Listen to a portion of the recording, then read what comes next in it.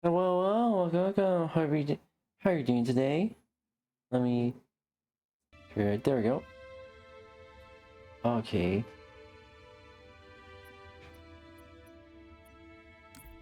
Oh, looks like it's.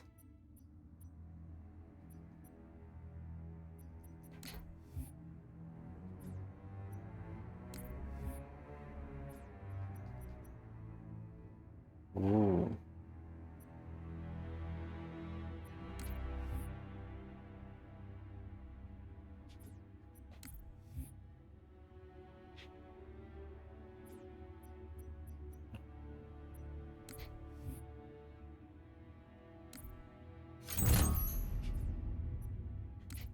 Definitely because these two aren't only super cool as fuck. What is this?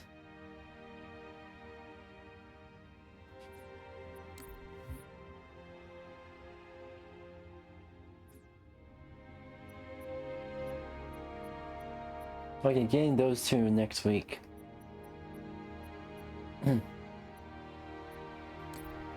Let's just see here. We've got options, customization.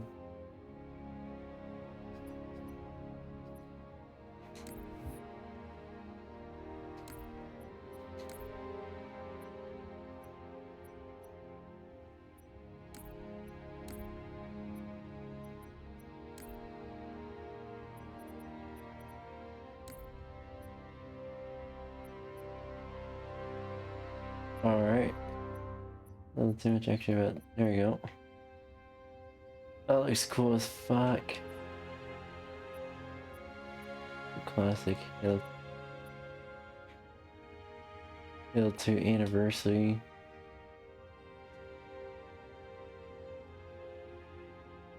Alright.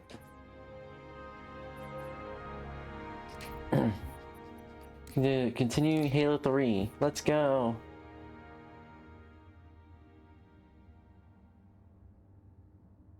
Wait, is my stream working or is it not?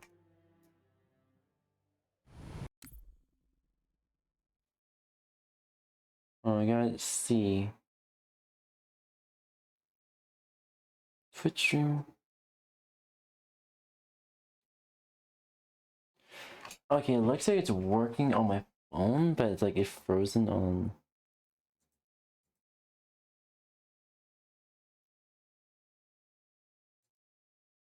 Alright, let's just not have that replay in there. On my PC. Oh. Alright. Mount up! Let's roll! Let's fucking go! Yeah!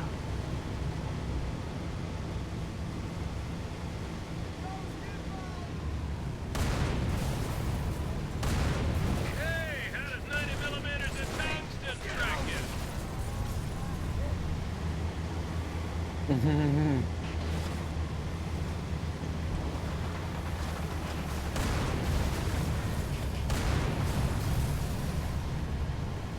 Tank beats ghost!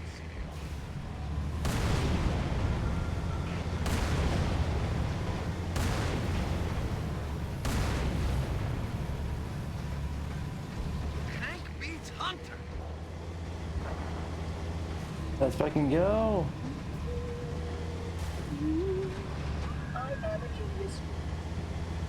I'm sure you are, Oracle. I'm sure you are. Damn, there's a big box! You've got a turret!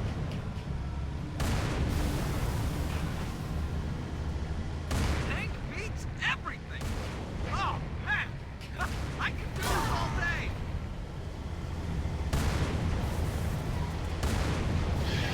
Look at him go! Oh.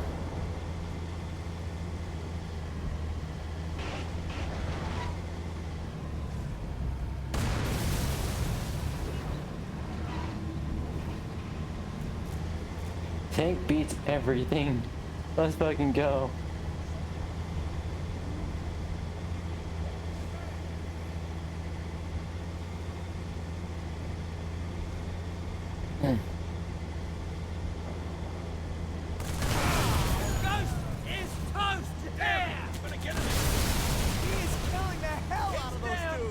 Let's fucking go! Oh man, they got a raid!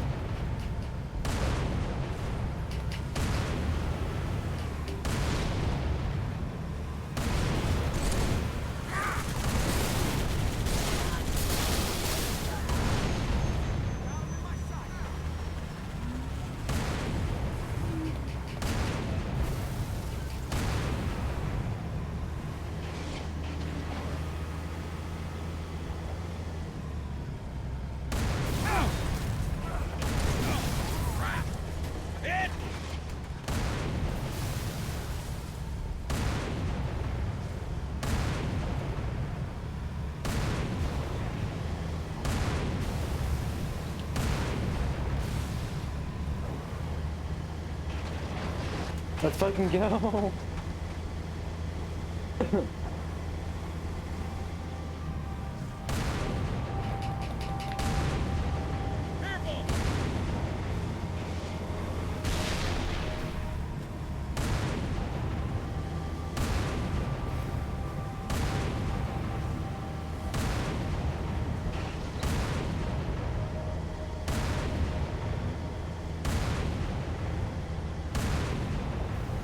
Watch out! All armor, form up on the lower doorway. Chief, get upstairs. Have your robot pick that lock. I beg your pardon. I am 343 Guilty Squad, monitor installation 0. Yeah, well, you're all so articulate through this wall. You don't mind? I'm gladly aid the reclaimed progress. Ooh. Alright, let's fucking go. Brute chopper!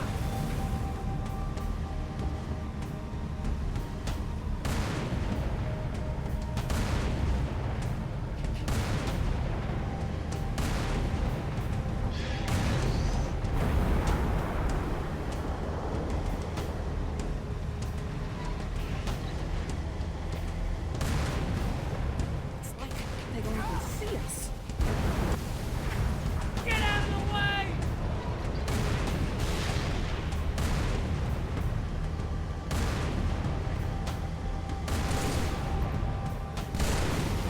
Choke on it!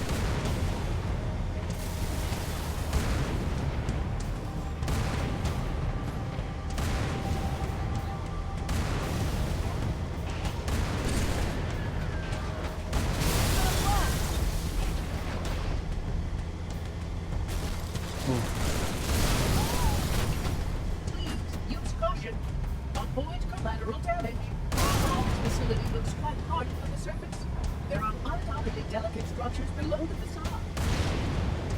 For a doorway to avoid such root One moment, Oh, and Oracle is, it's invincible. It's indestructible.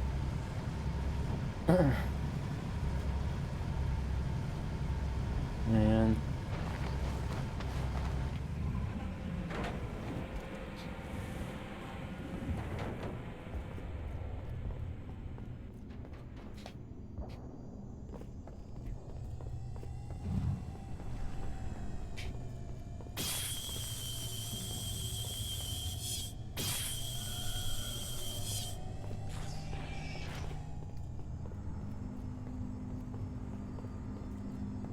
Here, this panel will activate a bridge.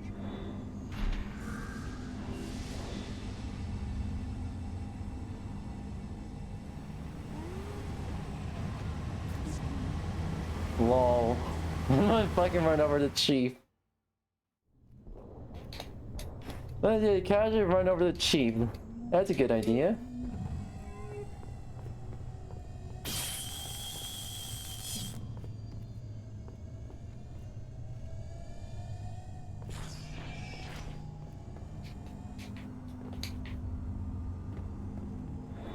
Here, this panel will activate a bridge.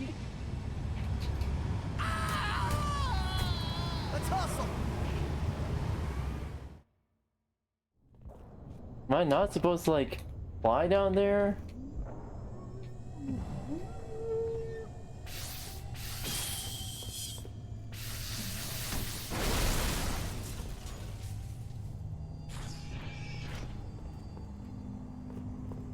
Please steer. This panel will activate a bridge.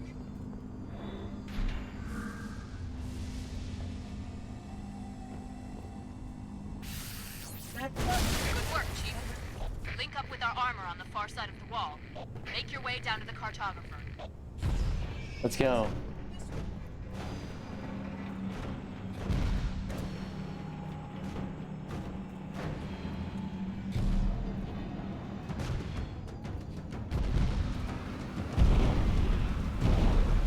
Hurry to the cartographer.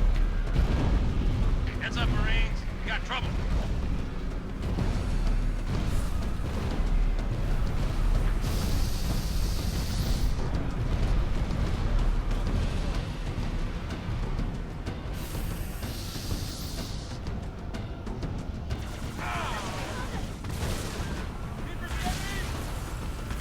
It's a phantom! Let's fucking go. All armored, form up.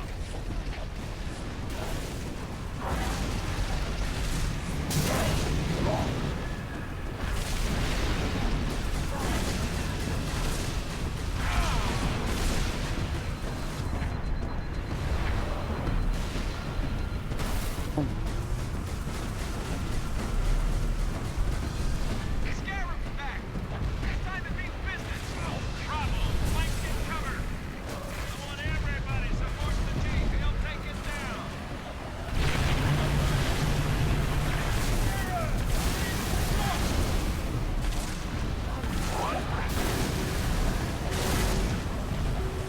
You've got a blood current!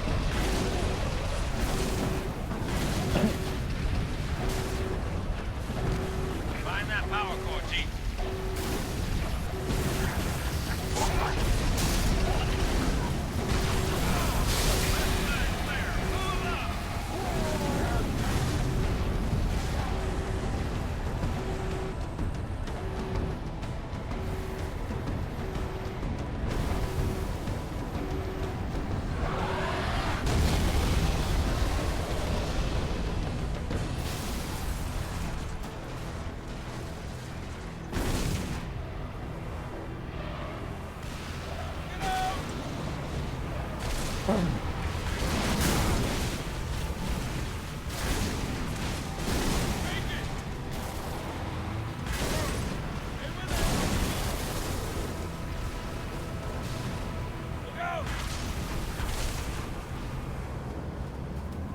You drive, I want to shoot stuff. There! Not bad, Spark. I saw that explosion before. Bruce Fleet lies in ruin. Find where the liar hides, so I may place my boot between his gums. We'll know soon enough, Shipmaster. Root chopper! Infantry on the spire. Pop 'em up.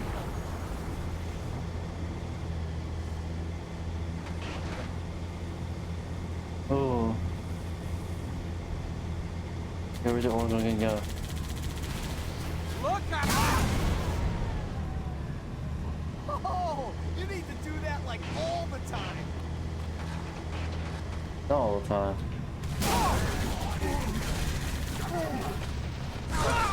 My day.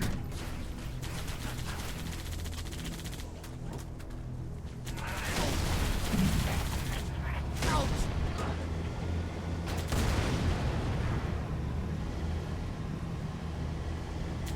What? Can you drive straight, please?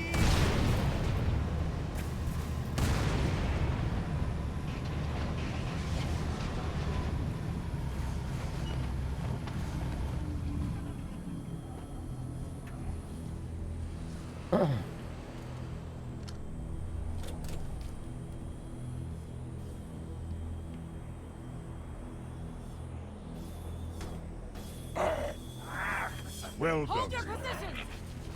A Spartan! Just in the nick of time! Hey, we're kids. Real men don't read maps. Well, let me have a look. Oracle. Little bastard stung me. I did not want you to come to any harm. Funny way of showing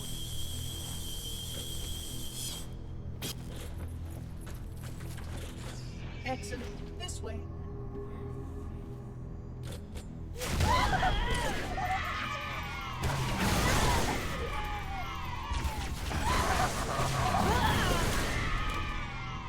Hooray!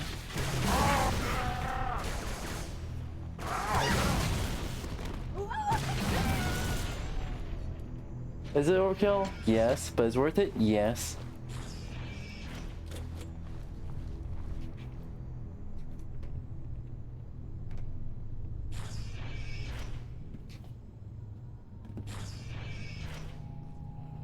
There's the rock.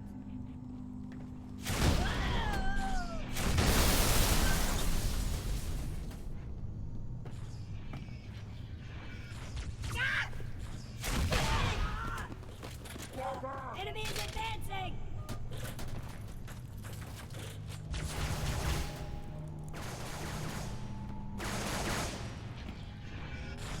What are you waiting for? Get it! Oh dear! They may still be skulking around. Leave me alone.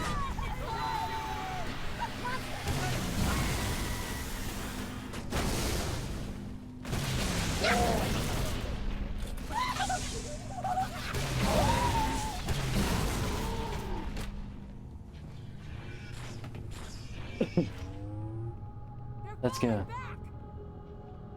Let's go.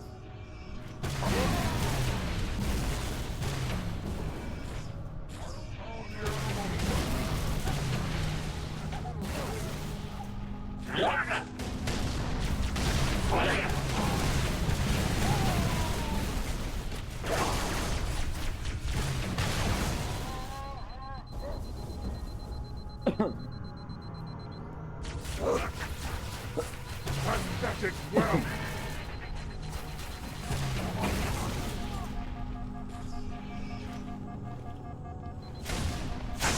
Damn you, you monster!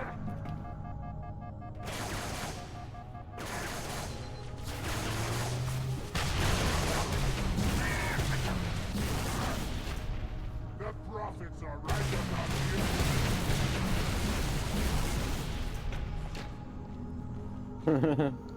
What did you say, bitch? Oh, you didn't say shit. Can't say shit now. Oh, hello. The cartographer. Oh. That's our galaxy. We're beyond the rim. 2 to the 18th light years from Galactic Center, to be precise. What is this place? The Ark. This is the Ark? I had always assumed it was part of a shield installation, but it seems I was mistaken. That's a first. Not at all. While I had a complete understanding of Installation 04, my makers wisely limited my knowledge of all other strategic facilities. Compartmentalization, in case I was ever captured by the Flood. Can you tell me where we are exactly? Here, And truth? near one of the Ark's supraluminal communication arrays, I'm afraid. Unfortunate. The Meddler has triggered a barrier, a defensive perimeter around the Ark's core.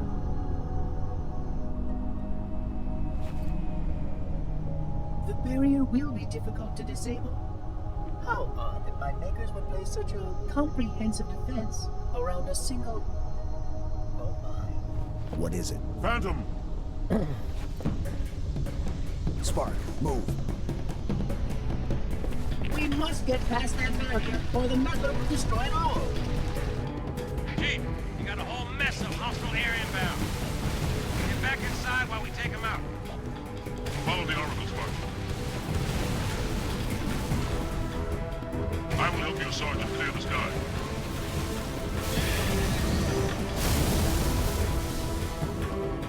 Alright. Good timing. Sir, Pelican's gonna land 1 level down.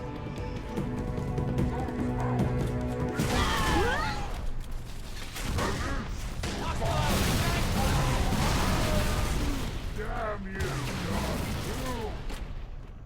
Rose the back!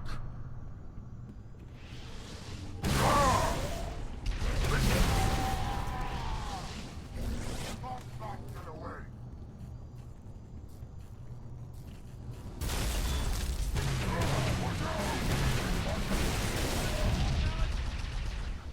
okay. Alright. Alright, got it. Sorry for not talking as much. But bring. Oh shit! The installation was my responsibility. If my suspicions are correct, no, Good work, boys. I must not leap to any conclusions. Get back! I found it for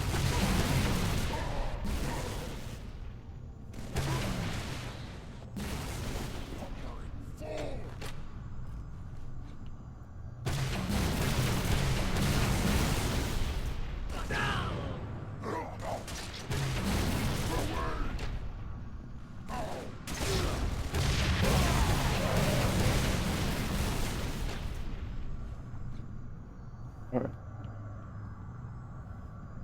Oh, okay.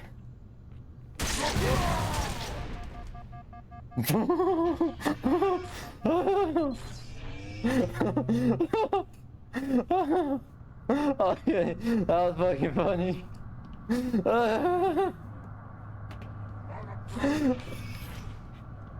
pack will feast on you! Feast on these nuts!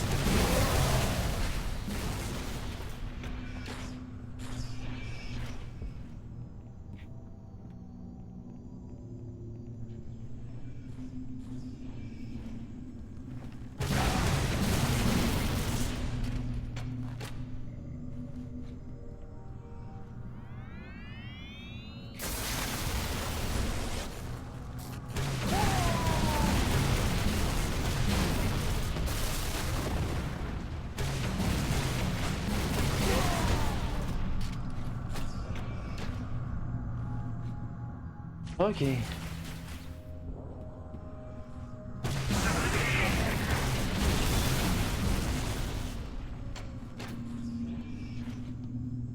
Okay.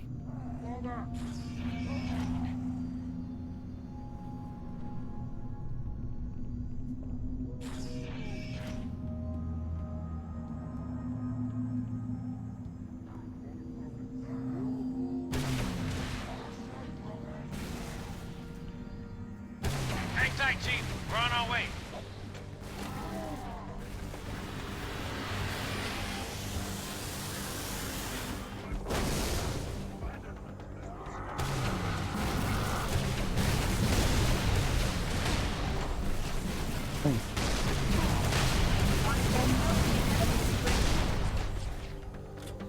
Damn you, you bastard!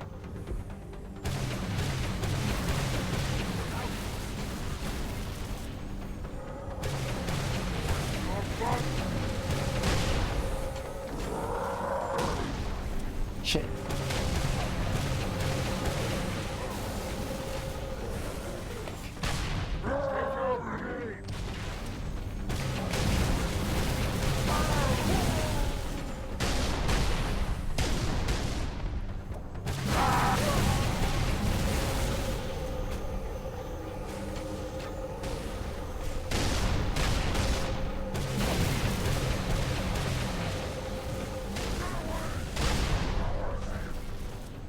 Alright.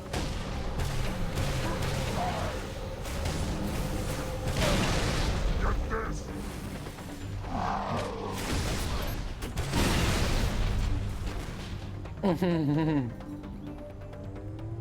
Eat my plasma nuts!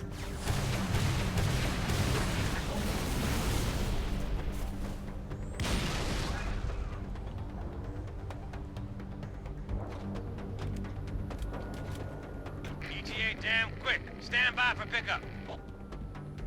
Alright.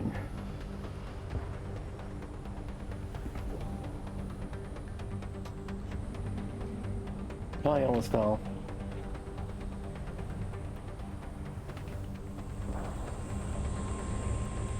Alright. Oh. Commander, Johnson, look sharp. I got it. No! Don't shoot! They mean us no harm. Those units have a priority task. Oh, yeah? And what might that be? I really can't say. Not for sure. But if you allow me to find a terminal closer to home. We must keep the Prophet in our line of sights. But what about your construct? For solutions to the flood? Barbara's Ooh. right. We have priorities too. Until we kill Truth, stop the rings from firing, nothing else matters. Ooh. Let's go.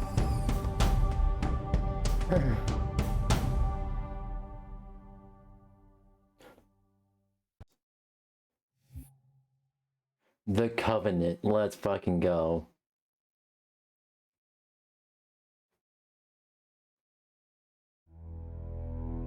Is there a mod where it can start with a set weapon? Oh hell yeah. We hit these 3 generators, and the barrier will fall? A small section, yes.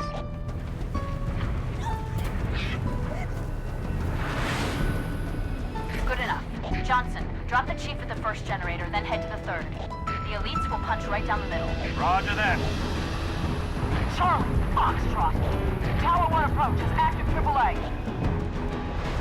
We should start shooting this thing all the way. Mayday! I can't control her! Pelican down! Pelican down! Brace yourselves, we're going in a little hot!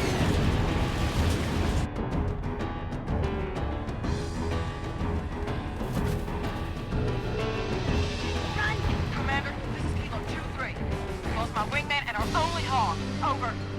Roger that, Hocus. Get out of there.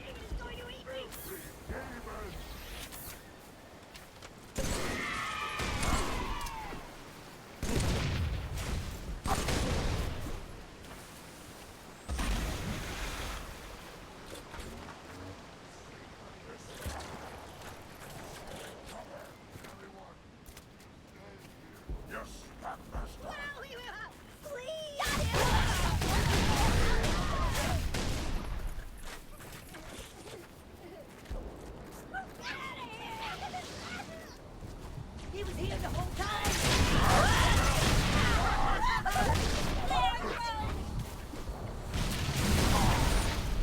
Fuck you! A demon!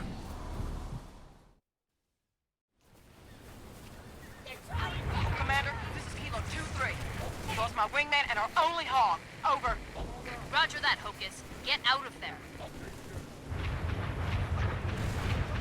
Where am I at? Oh.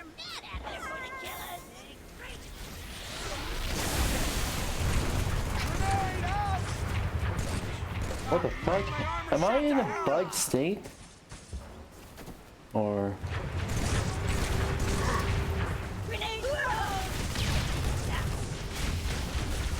Drop it!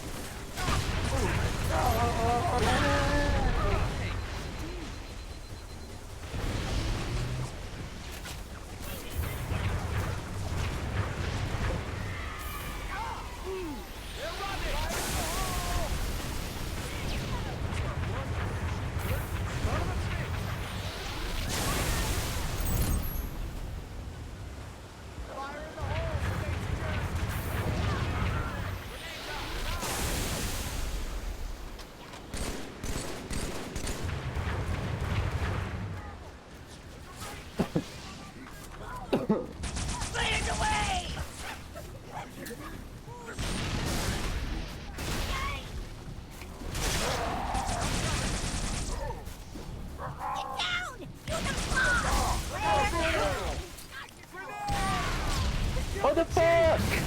Bitch! You bitch! You fucking bitch! You're a fucking bitch!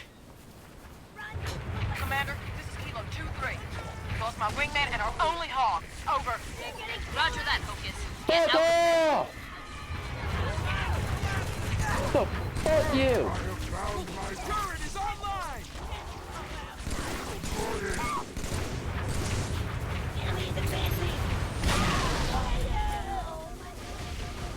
Don't let him get away!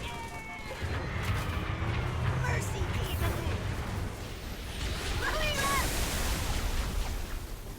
He is killing that tower! That's my last one! Somebody give me a grenade! That's right!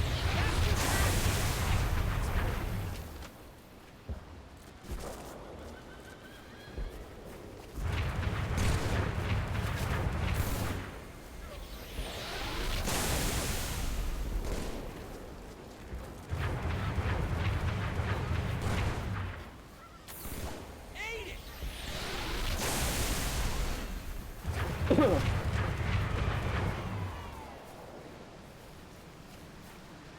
Ah! Who's got the big stuff? Here comes a race on the double!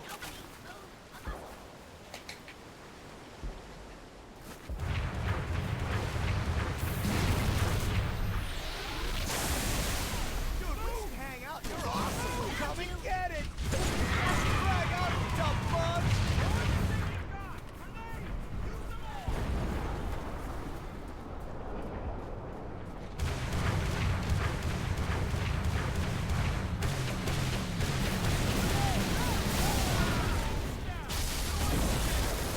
Beachhead secure, Commander. Hostile Oh, we got anti-air two defender big ones. Fuck yeah. Oh, it's fucking shit this mission. Shipmaster, begin diversionary bombardment. I will beat the Prophet's shield like a drum. By the time the barrier falls, he will beg for mercy.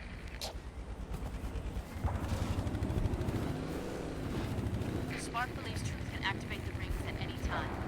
If he does, Earth, every being in the galaxy, Halo will kill them all. Get to the first tower. Shut it down.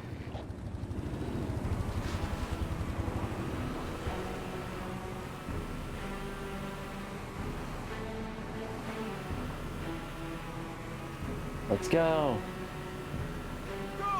Hey, come out!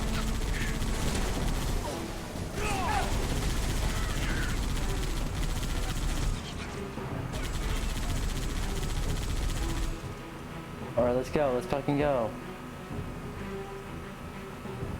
Ma'am, we're on the ground. Third tower in sight. Good. The Alright. Arbiter and the Elites have touched down at number 2. Oh, this feels so surreal. Just playing all the Halo games. How's our day been? Hopefully it's been doing well.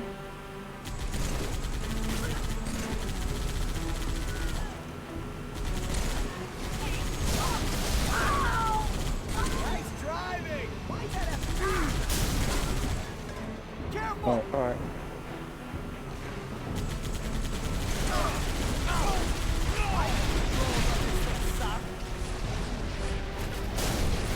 Shit.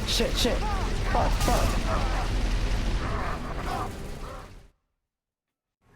Why'd that have to be?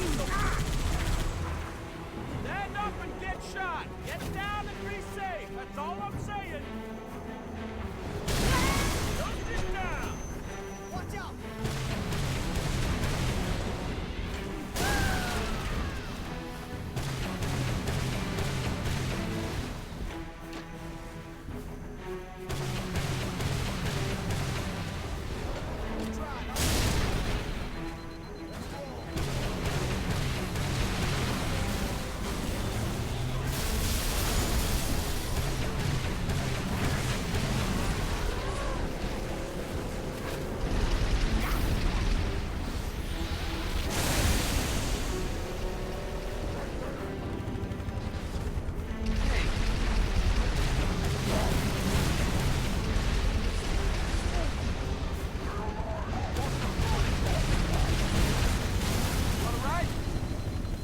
Chief, we've got to offline that tower.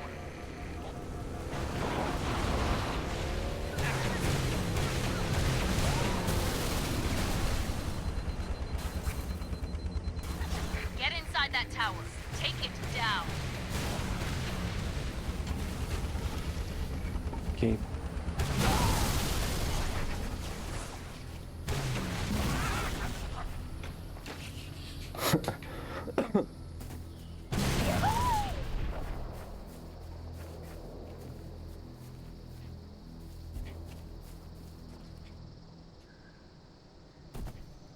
Any cars, any rides?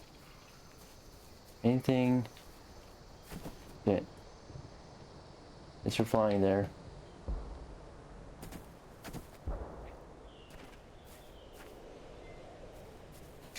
Where is it? Oh, that's the tower. Monster! Disintegrated!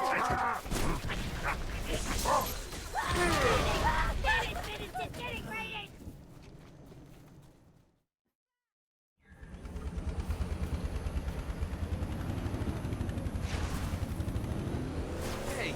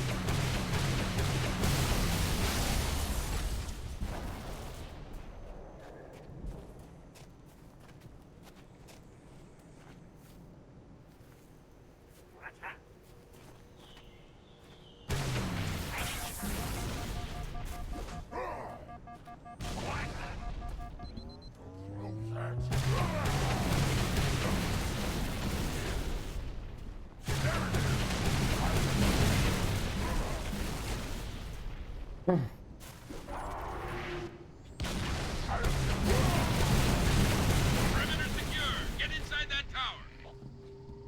Stick together. Check your corners. Alright, let's do this.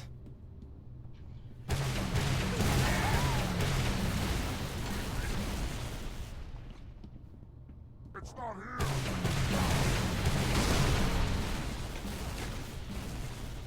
You're not so scary. Alright.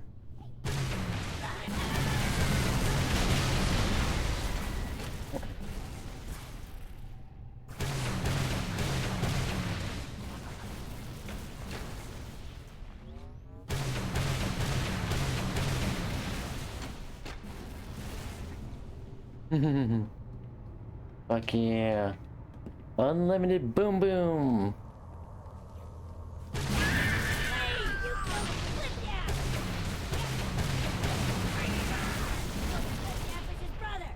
Don't tell me I don't know Flipcap! Flipcap and I went to Nipple Academy together! Nipple Academy? What the fuck? That's a wild line.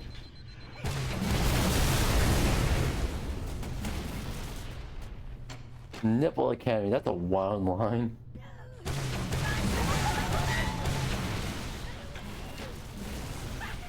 Frag out! We got problems!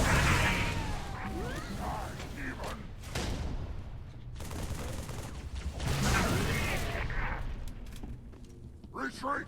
Retreat! Over.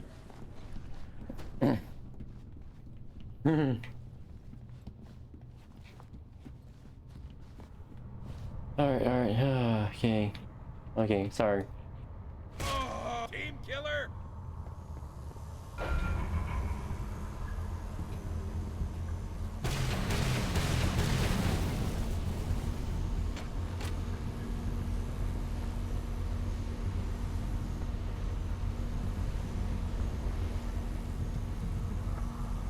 Alright, I had to.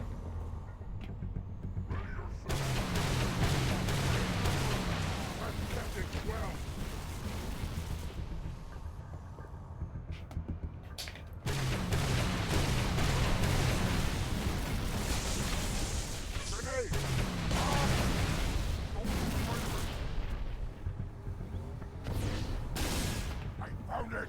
Ha-ha! Well done,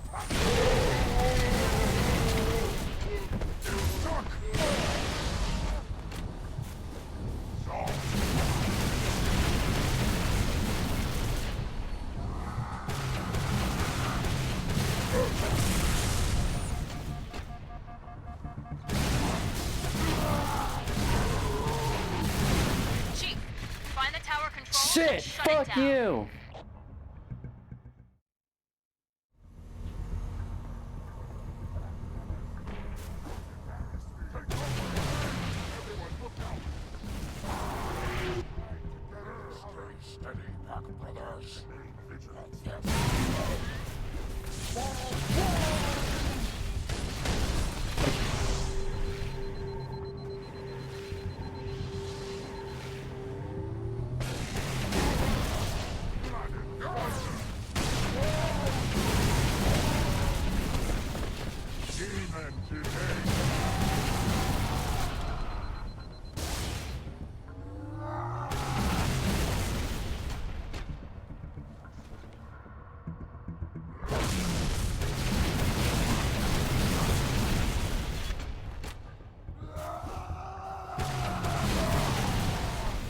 Chief, find the tower controls and shut it down.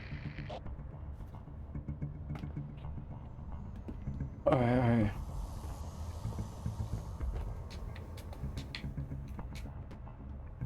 Alright.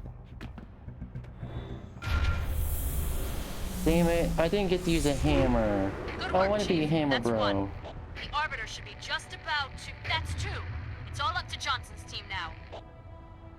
Get back outside, Chief. Wait for transport. Alright. Johnson, come in. Over. We're reinforcements, man. We're pinned down. I'm on my way. Negative. Fire's too heavy. Everyone fall back. Sergeant Major! Johnson, can you hear me? Chief, you need to link up with the Arbiter and proceed directly to the third tower. Make your way back to the beach.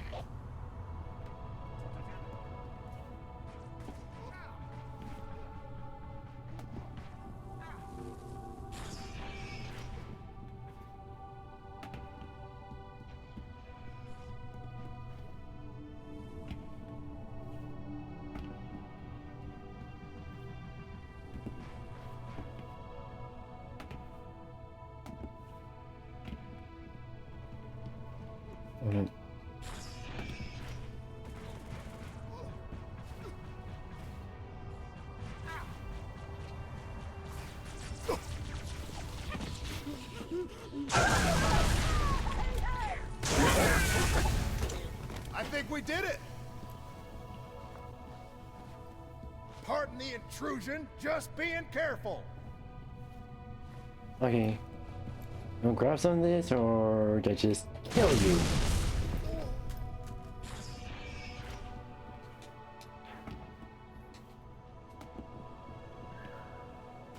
Get in, sir.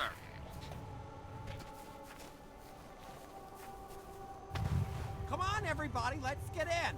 Let me drive. Here we go again.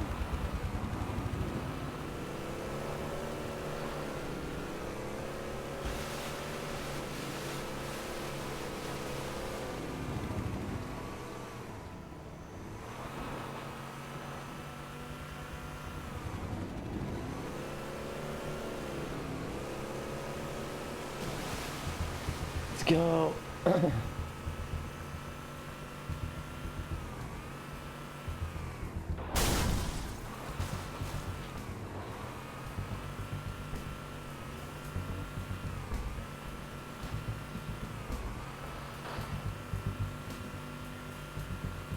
Alright.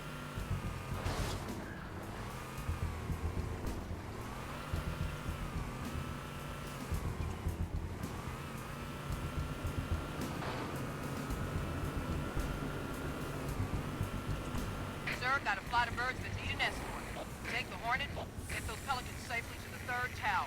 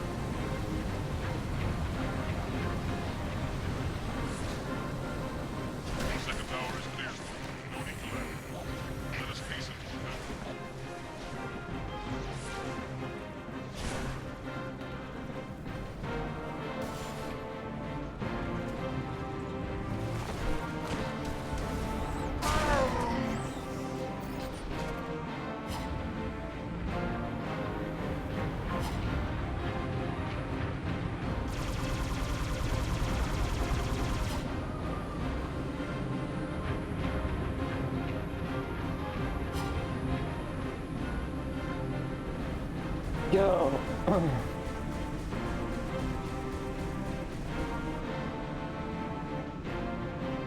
Objective in sight, Commander. Outside of Johnson or his team. Understood. Chief, clear an LZ, then get inside the tower.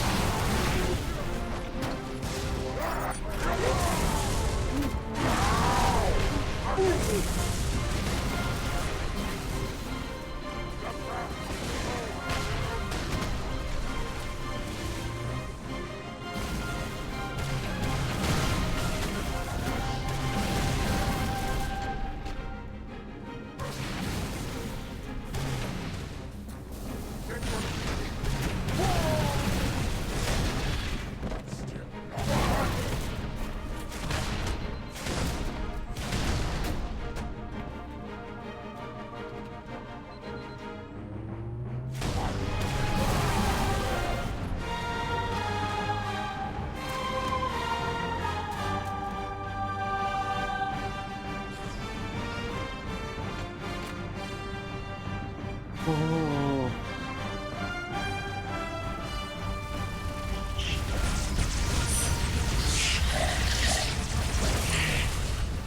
Oh shit. Oh shit.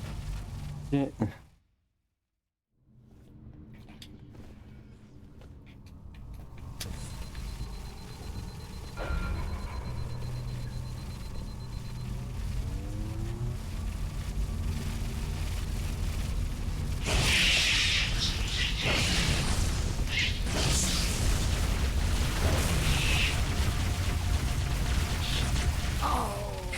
Fuck you!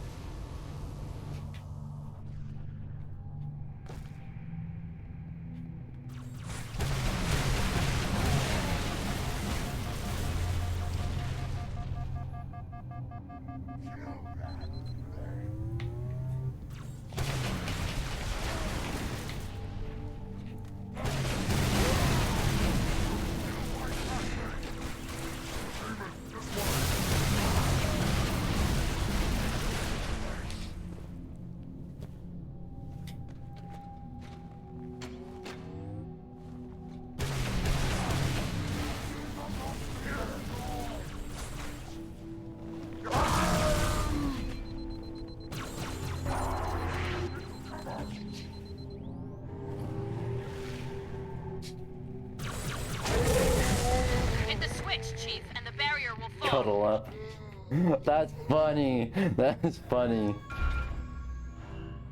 That's funny for fucking achievement. Halo achievement. Cuddle up. Kill several hunters with a gravity hammer. Your end has come.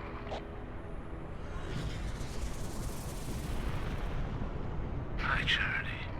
By the Oh, gods, no. brace for impact! Oh no. Jesus Christ.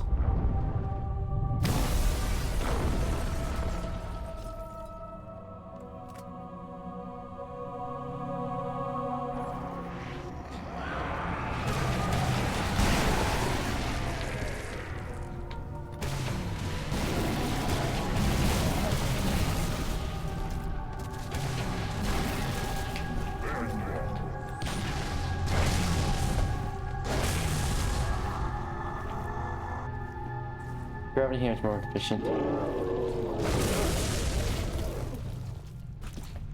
Gravity hammer's more efficient for the flood.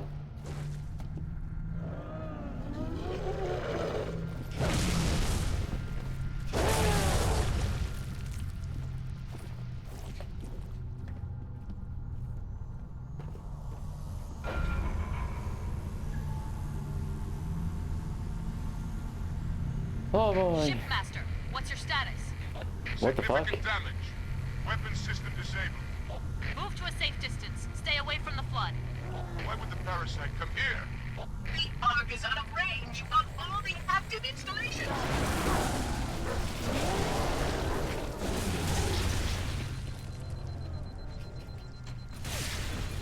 Worthy opponent. Fuck you. Attack runner has fallen.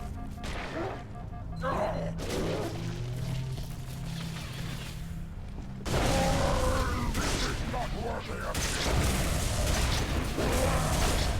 Excellent. Fuck We've you. killed the demon. I'll pulverize you. Move to a safe distance. Stay away from the flood. Why would the parasite come here? The Ark is out of range of all the active installations. Priority, we must contain this outbreak before... First, we stop Truth. Then we deal with the flood.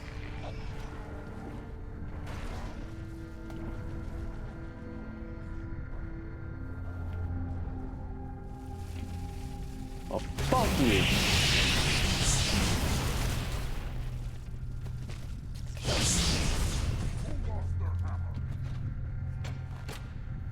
Who lost their hammer? Who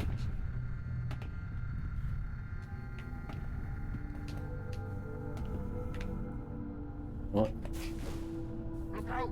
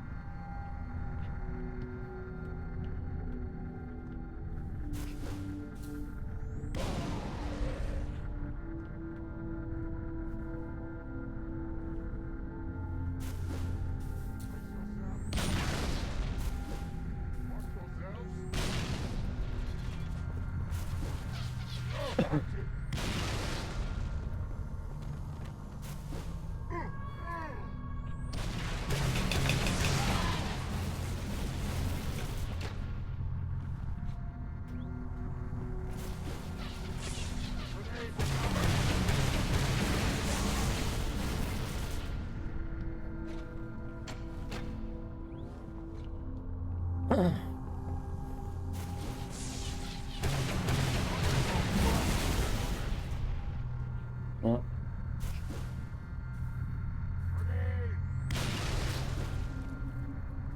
Watch your butts!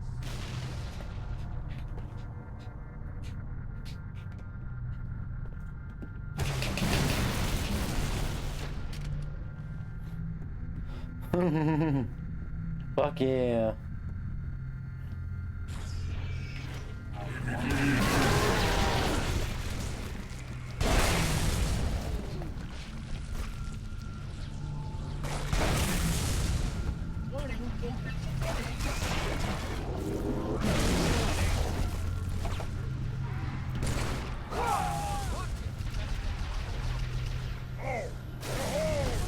To the top of these hills, Oracle, no higher. We cannot risk your capture by the flood.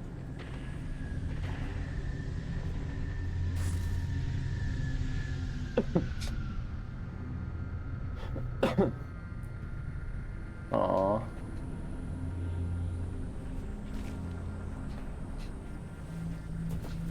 Hello?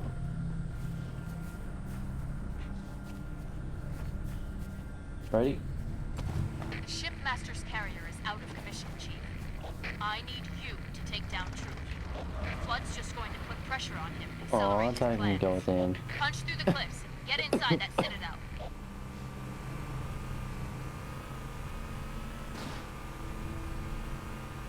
Recheck. Journey's end. Ooh.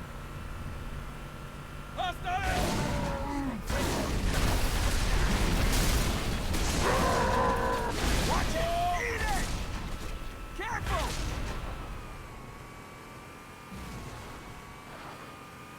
Citadel in sight! Troops are mobilizing everything they've got. We're going head. We're running in.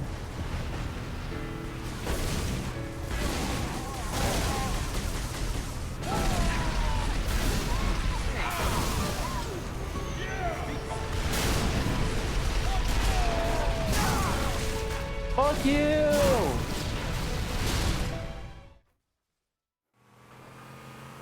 Citadel in sight. Brutes are mobilizing everything they've got.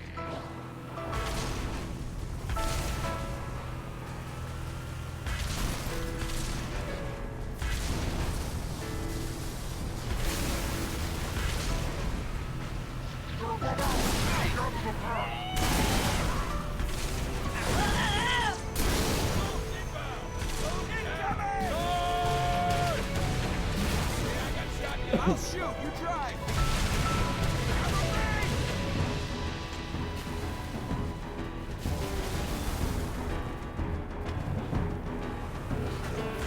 Here's your answer.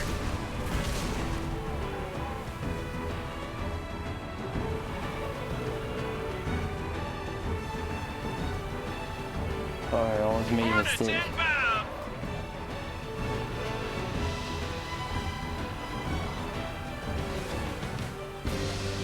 Oh, let's go. Let's fucking go.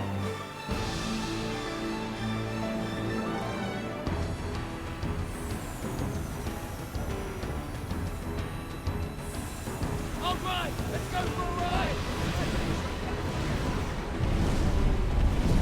I count 2 scarabs. Repeat, 2 scarabs.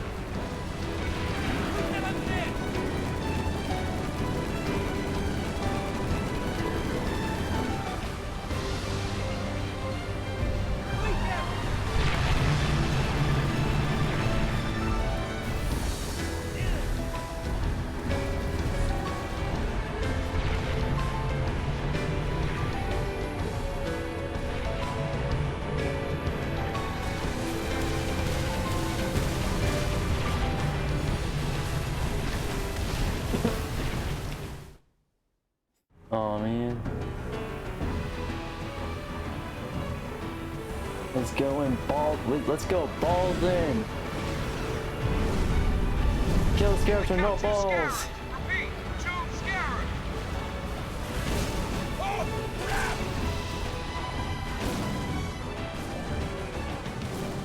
Different cover.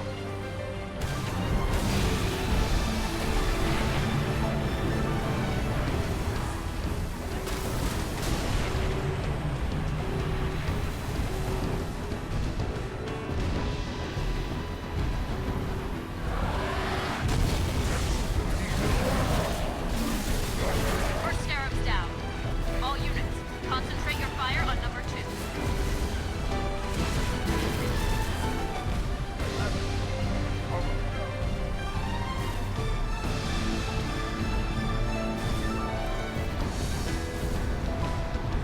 Can you fucking stay still?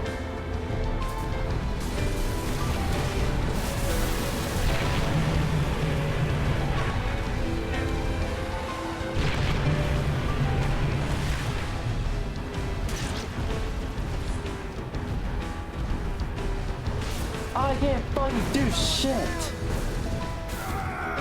Fuck you! Fuck you, you fucking head, fucking cunt, asshole! I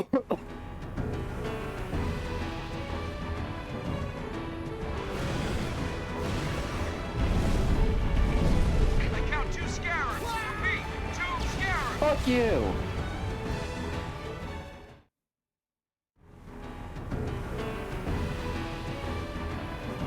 Oh.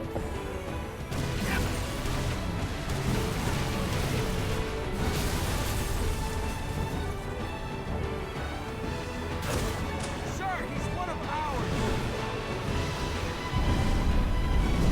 I count 2 scarabs. Repeat, 2 scarabs.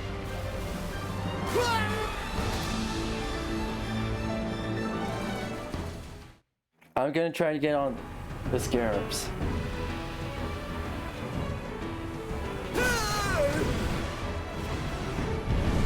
Aww. Okay, so there's limits like a height limit for like vehicles.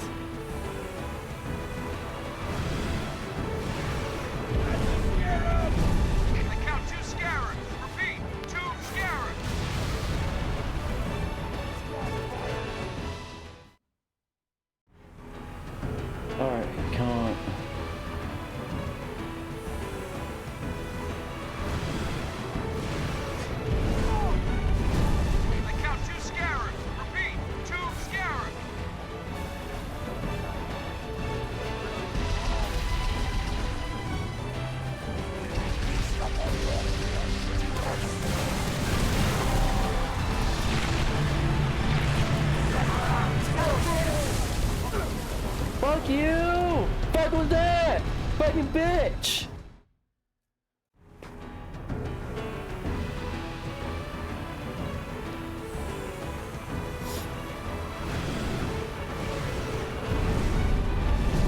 I count 2 scarabs. Repeat, 2 scarabs.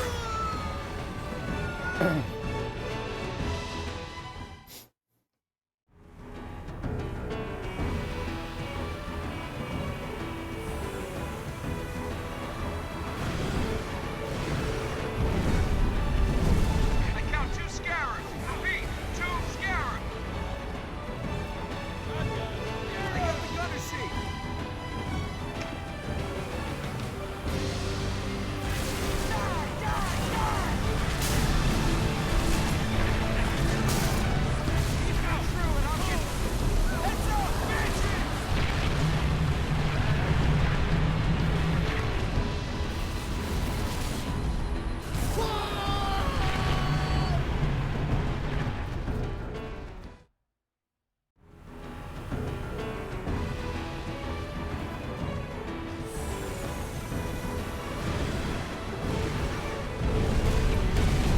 I count 2 scarabs. Repeat, 2 scarabs.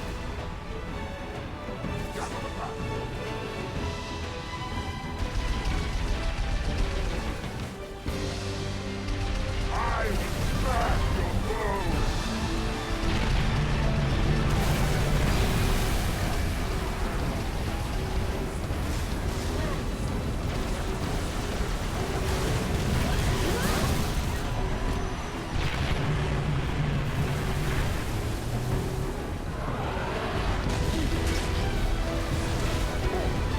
First scarab's down. All units, concentrate your fire on number 2.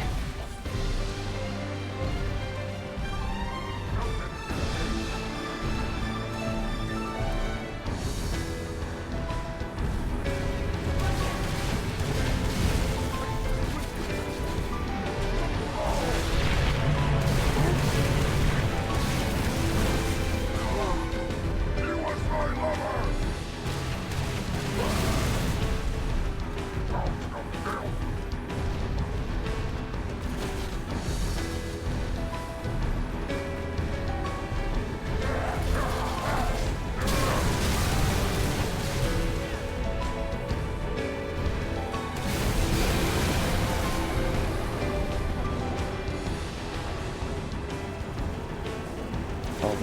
Word fucking stop.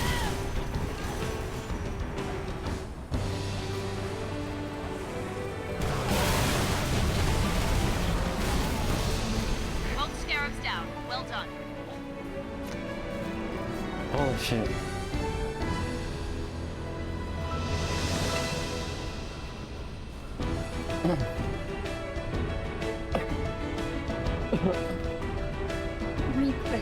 Thank goodness. The flood scales the Citadel's far wall. Activate this bridge oracle. The Prophet will die by mine. Not Calamity! If only we had more time!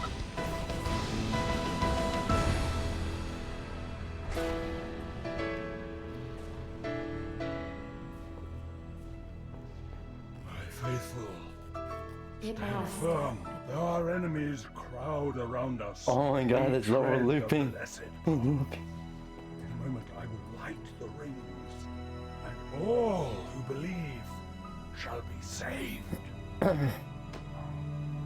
Chief, how close are you? Not close enough.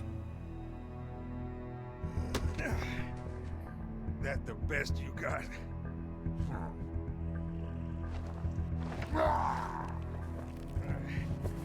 Oh, come on.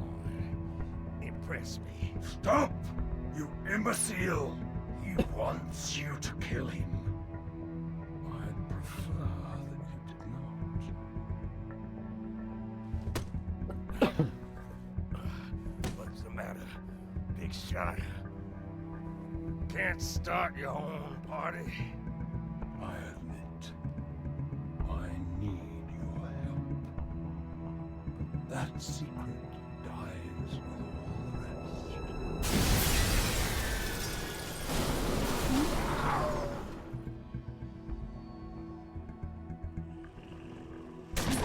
Johnson, sound off. Get out of here! Not without you. You delay the inevitable. One of you will light the rings. You cannot hope to kill them all. You're right. Do it. Me. And you. Now. No!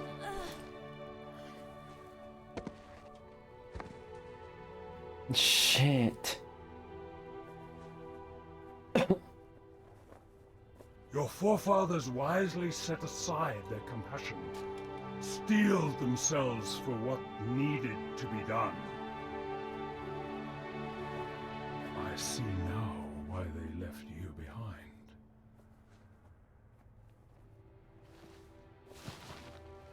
You were weak, and gods must be strong. Shh. We ain't letting him get away with this.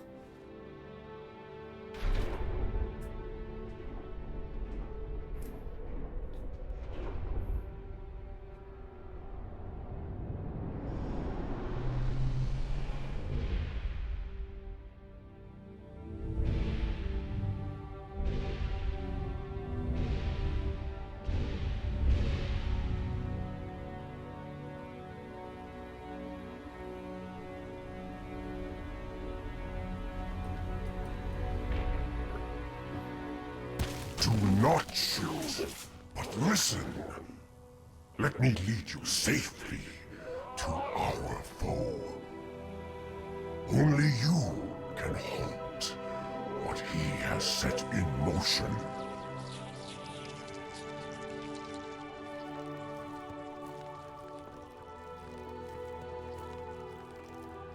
All right.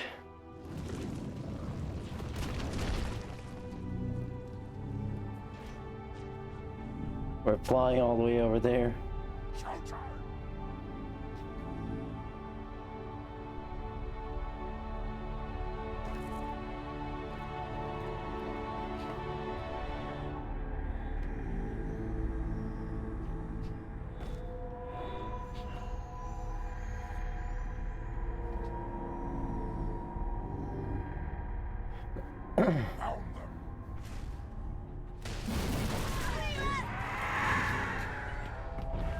Okay.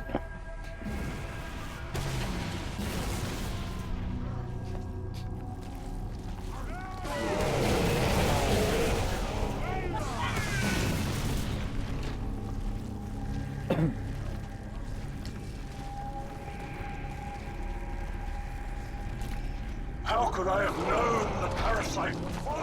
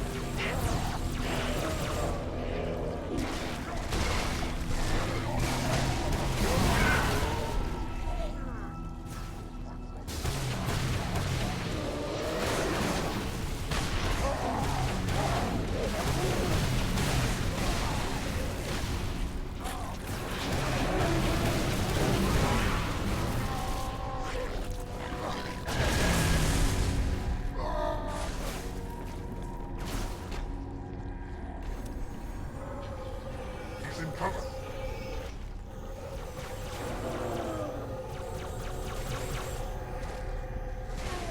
So far are we along the path that I must stray to hear the clumsy pattern. Know this, my brothers. They may foul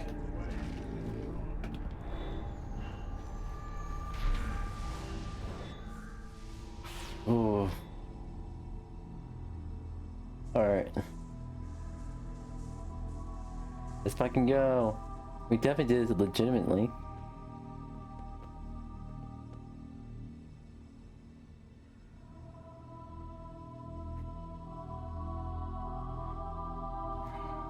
Stop the rings. Save the rest. Can you see, Arbiter? The moment of salvation is at hand. It will not last. Your kind never believed in the promise of the sacred ring. Lies for the weak, beacons for the deluded. I will have my revenge. On a prophet, not a plague. My feet tread the path. I shall become a god. You will be food, nothing more. No! Ooh. Let's fucking go. I am truth, the voice of the Covenant. Asshole, you must be silenced. Ooh.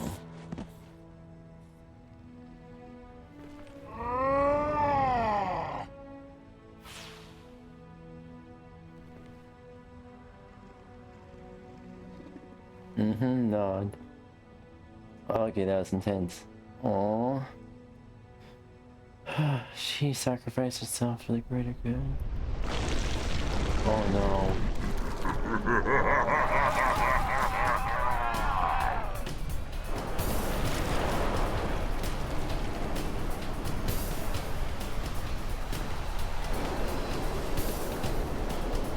Get out of here. Oh no. Now the gate has been unlatched.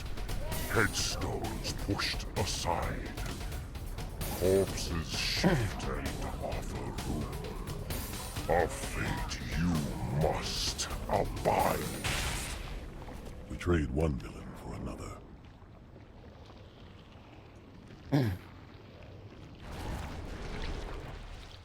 Huh? I can barely keep hold of it, see? There's no way I can pick you up. Head back to the lift. Find a way down.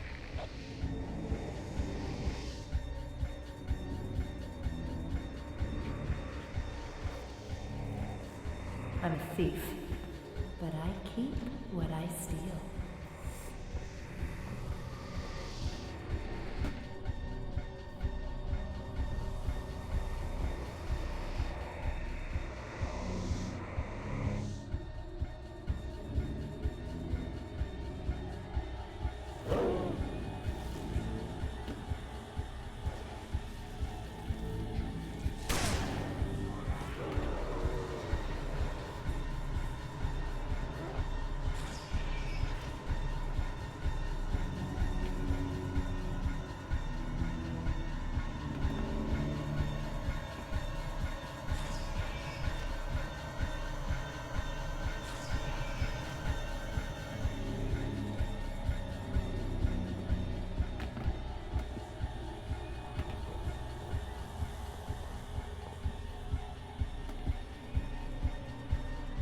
Okay.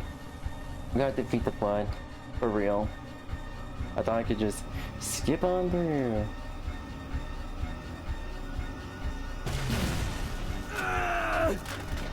Yeah, I deserve that.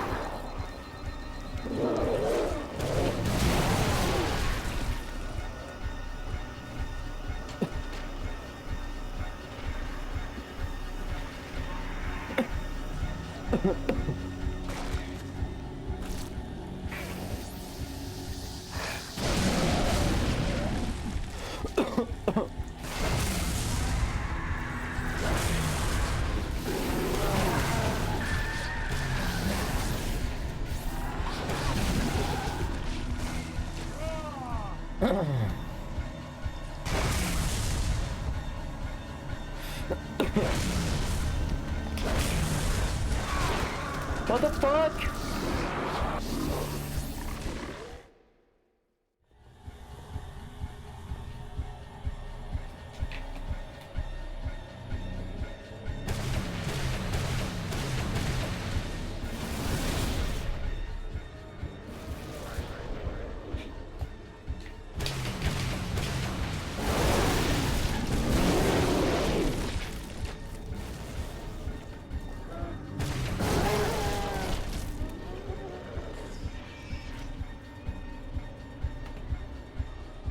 Okay, stay behind.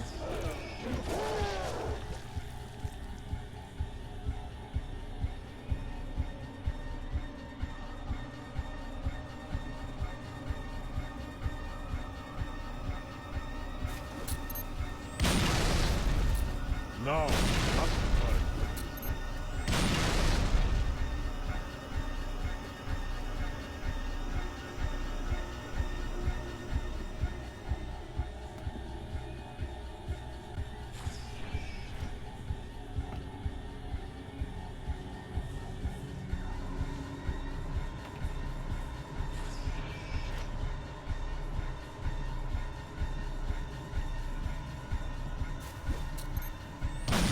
Save your anger for our people.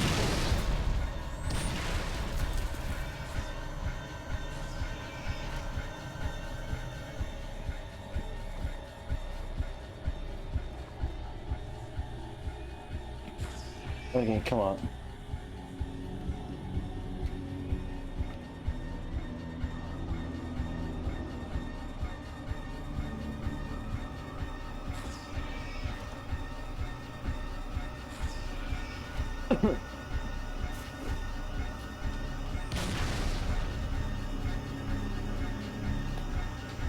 Oh, the fuck, y'all. Excuse me.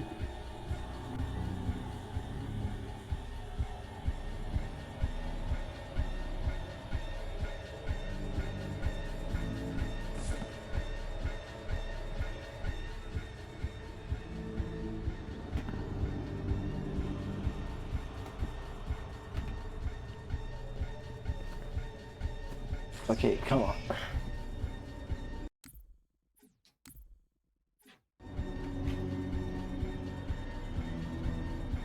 No.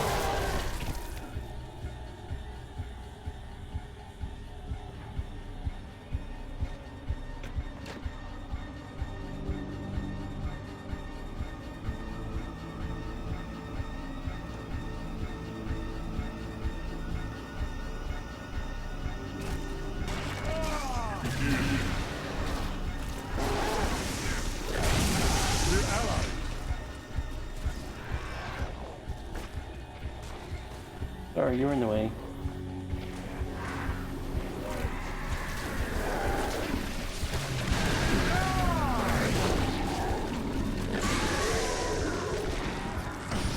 Save your fire for the brute.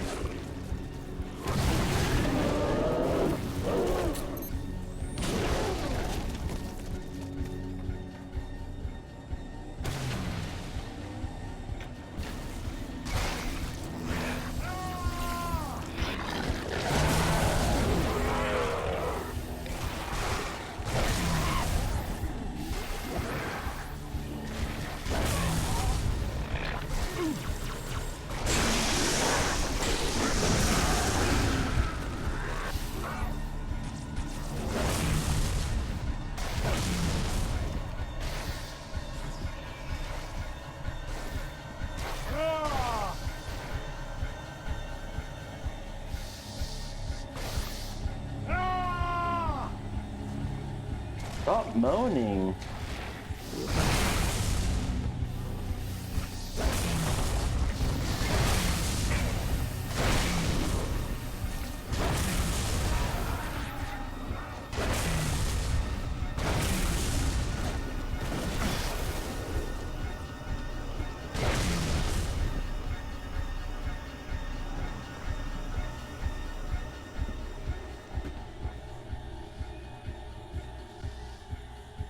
Oh, so is that. That took me too long to realize.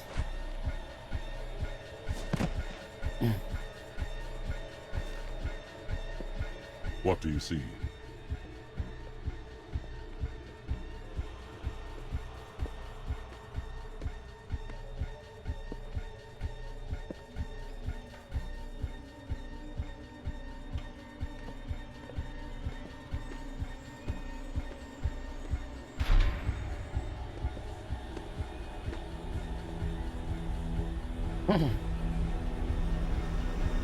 Ooh.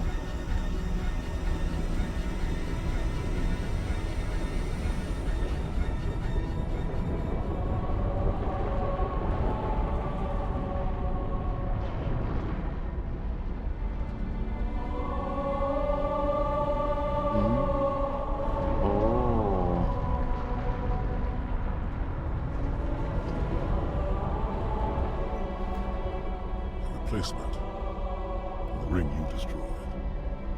When did you know? Just now. But I had my hopes. What will you do? Light it. Then we are agreed. A tactical post will completely eradicate the local infestation. I will personally oversee the final preparations, though it will take time to fabricate. How will you light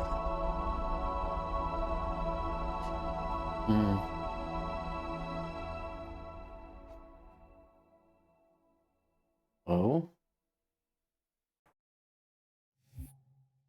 Cortana. Oh, fuck. I'm good, and you? And thank you for following. Welcome, like Black. How you been? How's your day? Holy shit. Let's fucking go.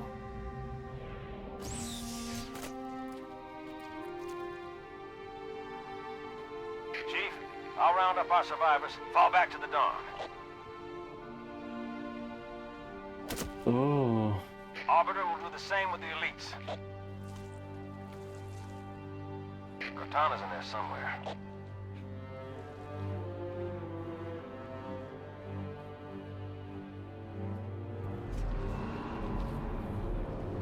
Rampant.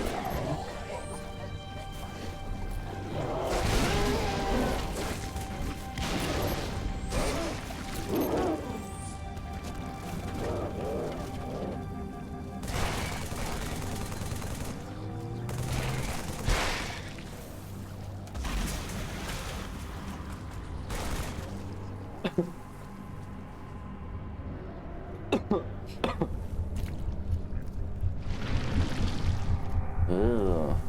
I don't like that. Child of my enemy, why have you come? I offer no forgiveness. A father's sins pass to his son.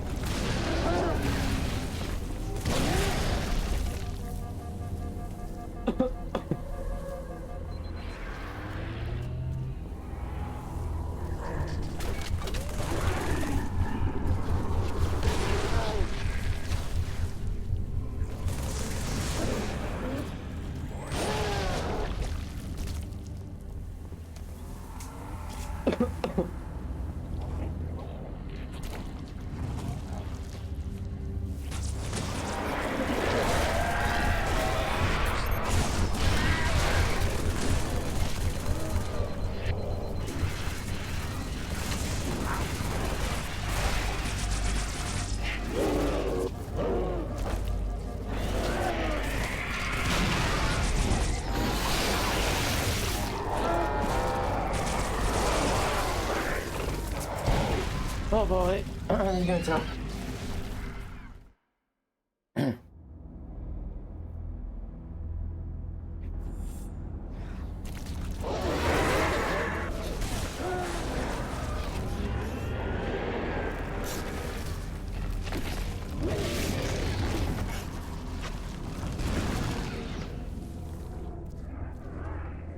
Of course, you came for her. We exist together now. Two corpses in one grave.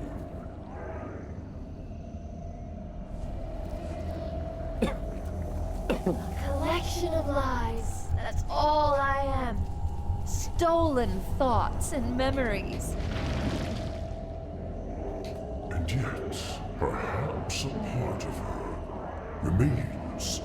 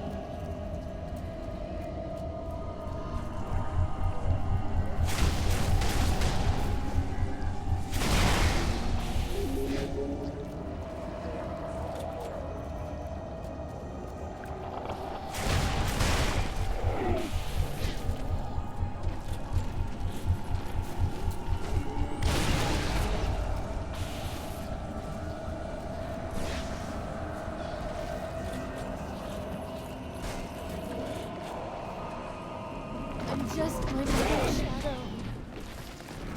Don't look at me.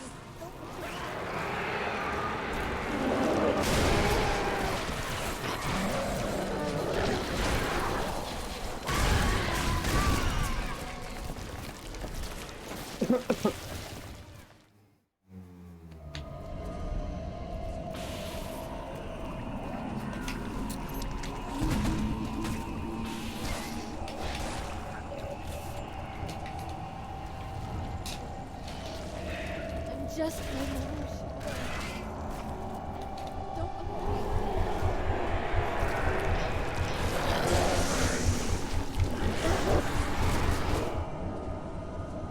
Time has taught me patience.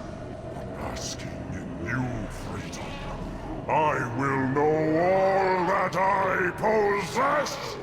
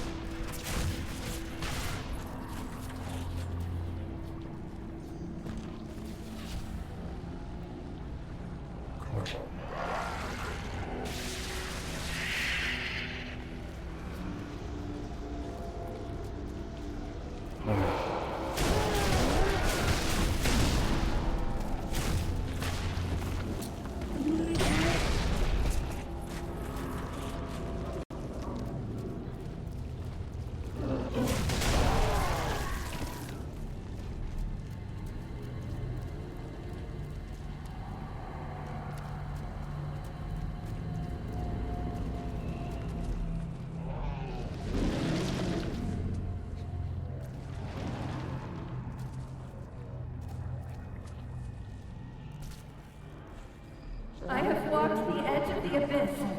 I have seen your future, and I have learned. Submit! End her torment and my own! Oh.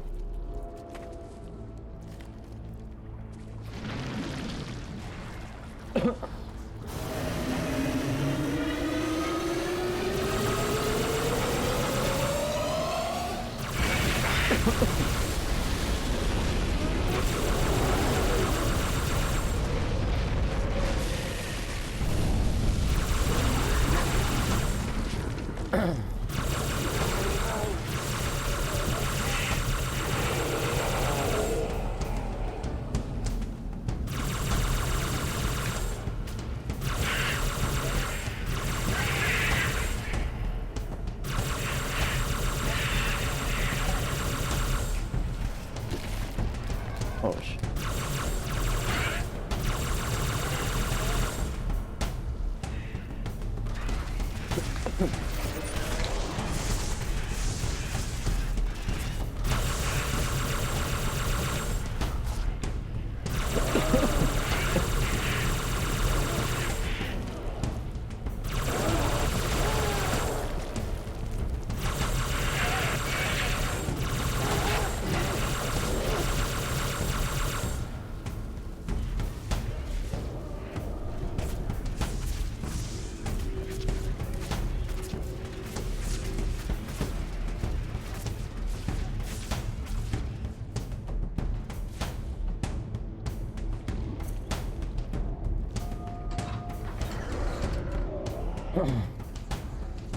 There will be no more sadness, no more anger, no more envy. Will show me what she hides, or I shall feast upon your bones! What bones? This is UNSC AI serial number CTN0452-9. I am a monument to all your sins.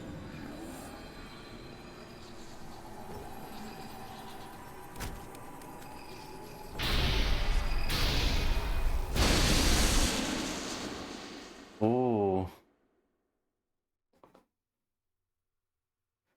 Oh boy. Found me.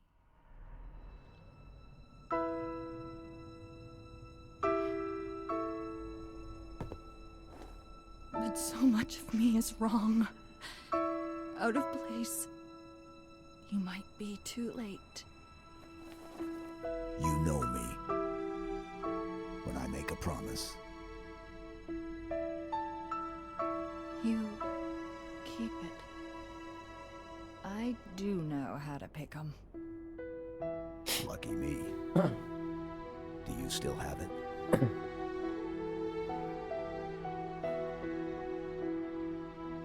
The activation index from the first Halo ring.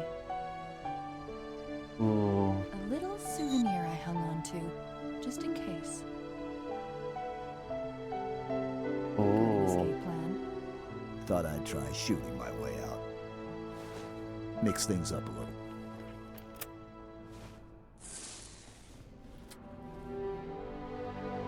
Just keep your head down. There's 2 of us in here now, remember? No, nor hell or fear.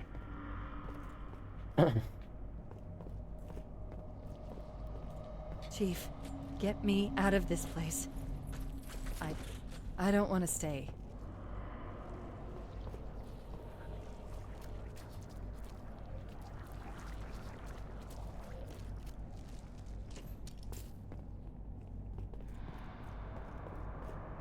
Neither do I, and I'm trying to see where.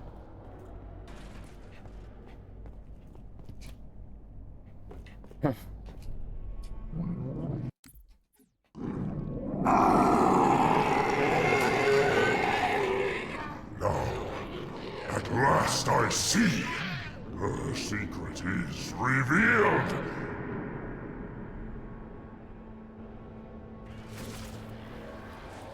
We need to buy some time. This reactor, start a chain reaction. Destroy High Charity.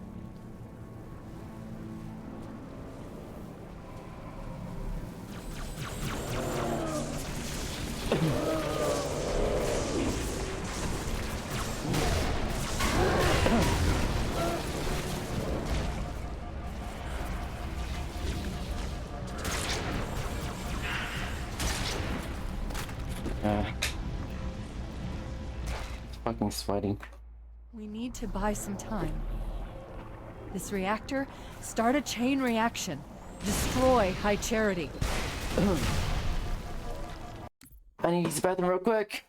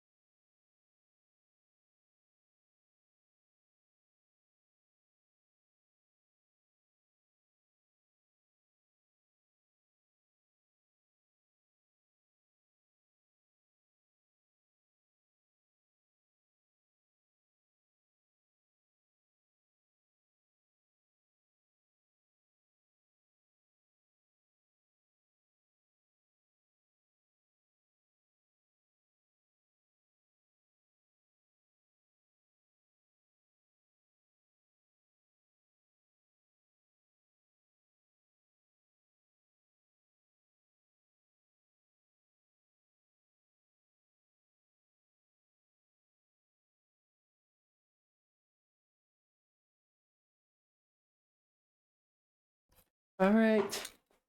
I'm back. I'm back. Oh, fuck. It's something and a half. Oh, something and a half.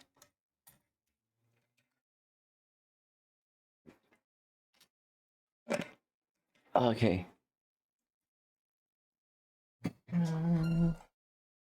Okay.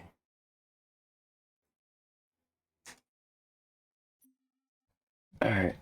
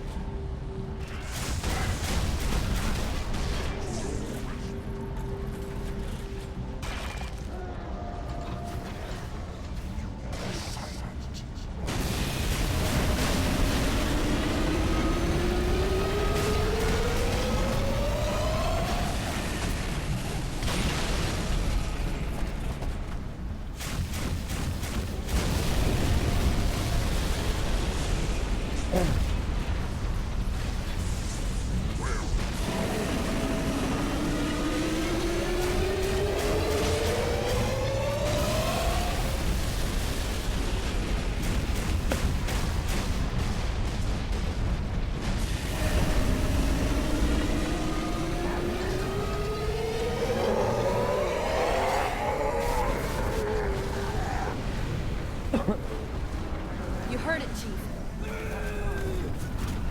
We need to get to Halo. Destroy the flood. We need to buy some time.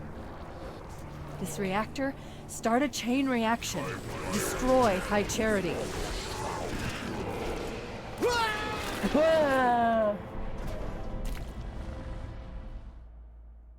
We need to buy some time. This reactor, start a chain reaction.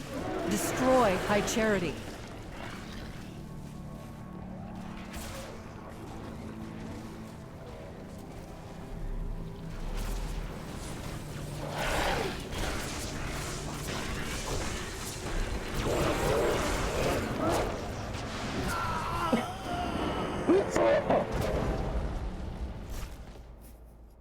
We need to buy some time. This reactor, start a chain reaction. Destroy High Charity.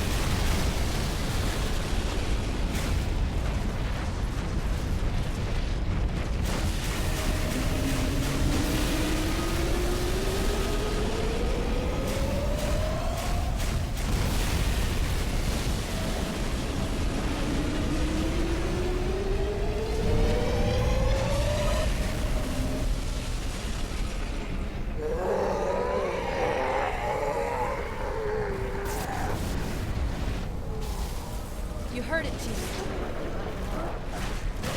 We need to get to 𝙂𝙗. Destroy the flood once and for all.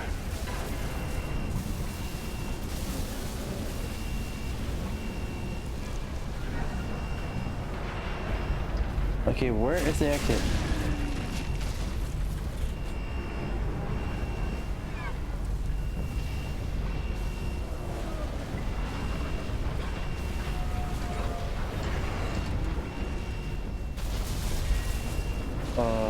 Exit.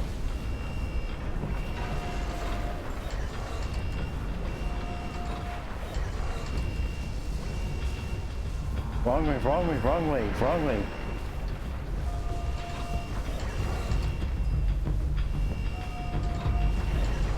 An explosion just made us an exit. I'll mark it in your HUD. Get moving.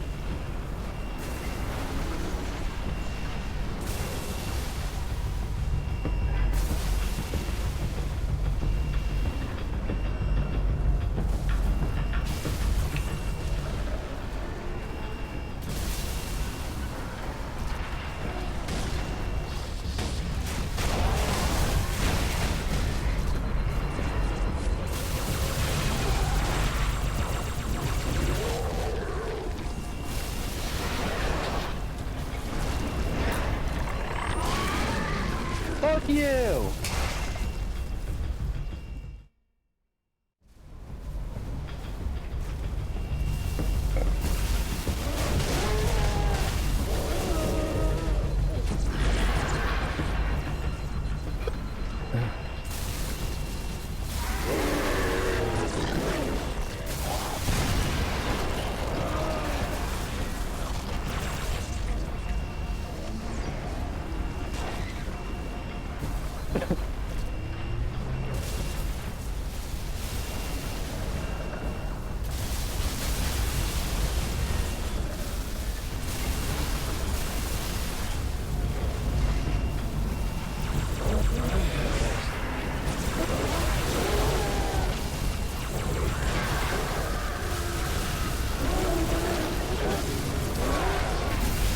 Can I get a fucking break once in my goddamn life?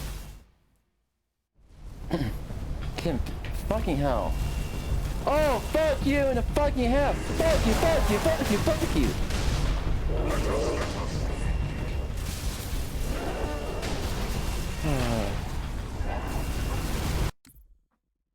Alright,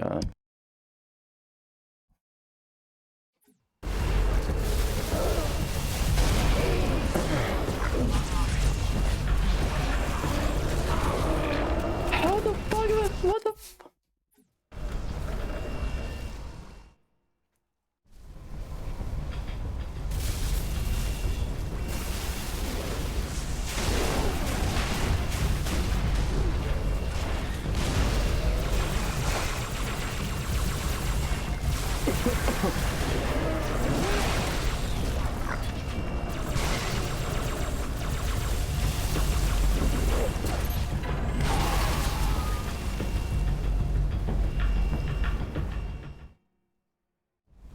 Alright.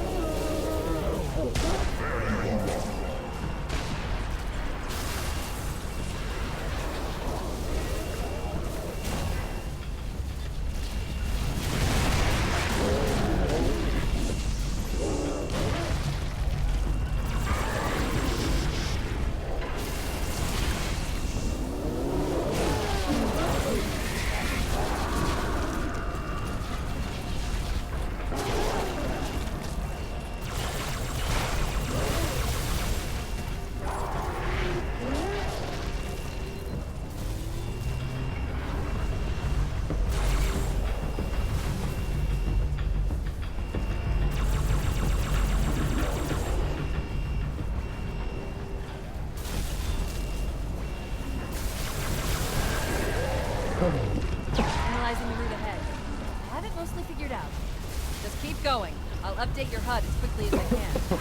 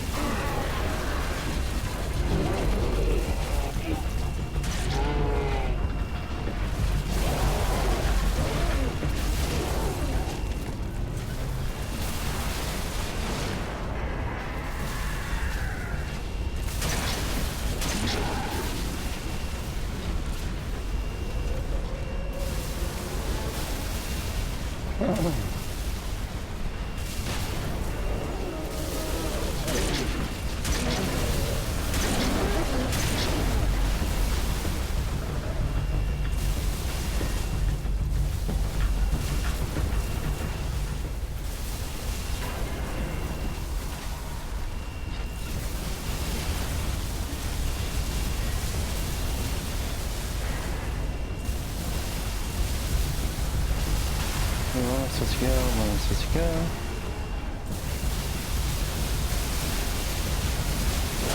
There, Chief. Into the maintenance tunnel.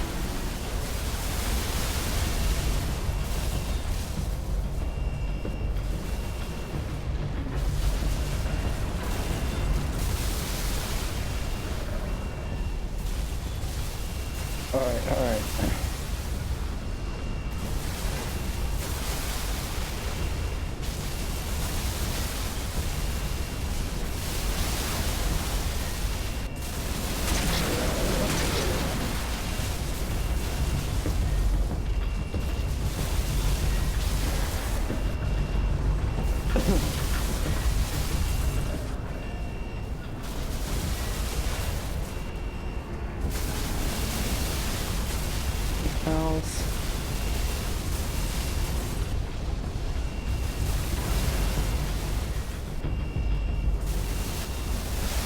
I think I know where.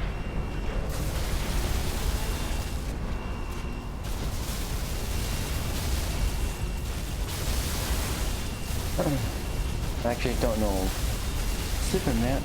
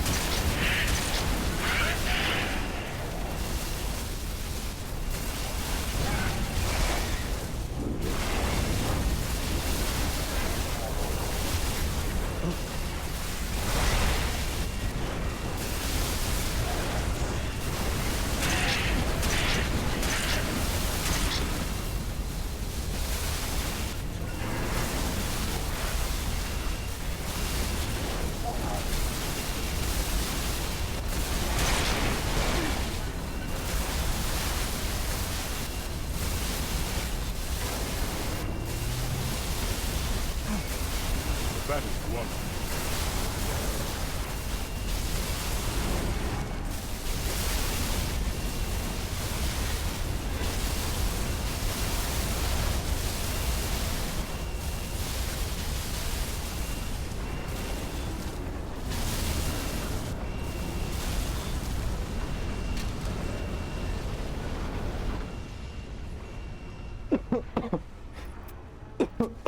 Damn. They gave me the rocket launcher at the beginning.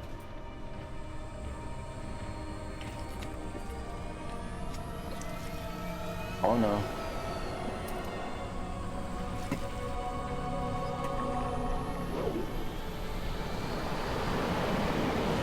Oh. Nice JPEG.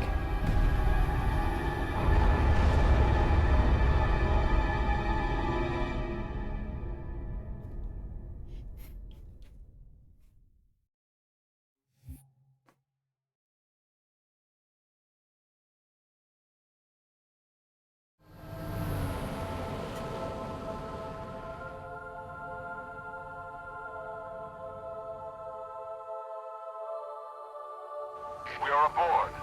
Humans and elites. Will you not come with us, brother? No. This is our fight. And I will see it finished.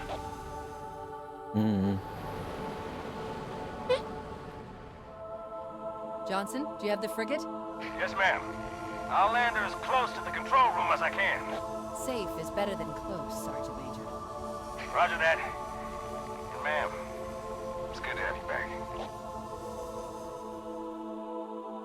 There more?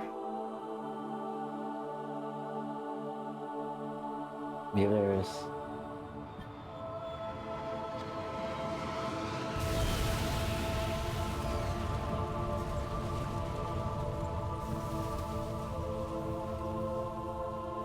Halo. It's so new, unfinished. I'm not exactly sure what will happen when we fire it. We'll head for the portal. And we'll all go home. Full circle. Oh.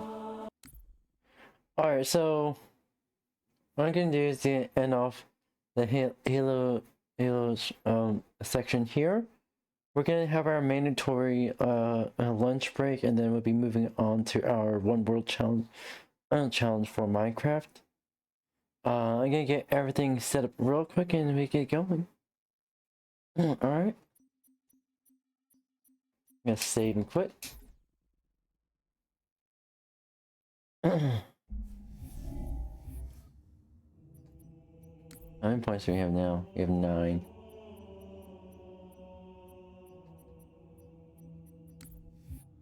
Nah, this isn't that good. It looks dope. This one too.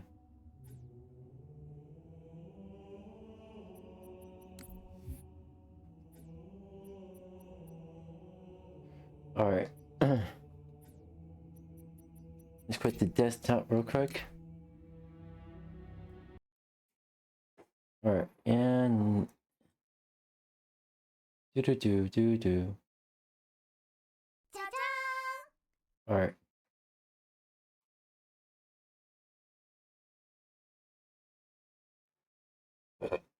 And allow me to just quickly switch the tags real quick.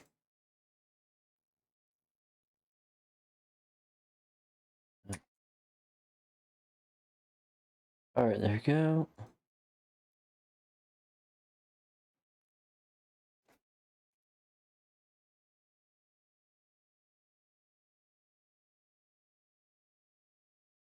Alright. Alright, there we go. See here. Oh boy. Oh boy. Minecraft community. Oh. Okay.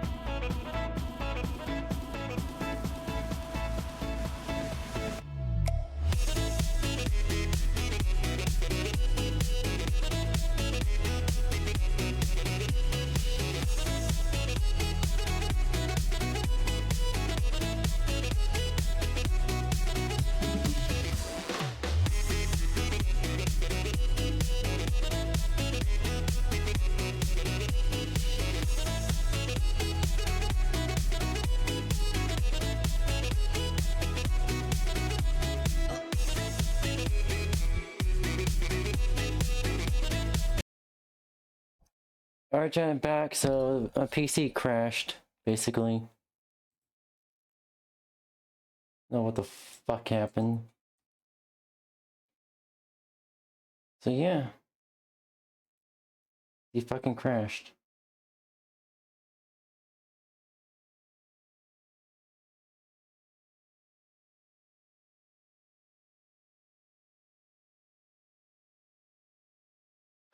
That's just great. That's just great.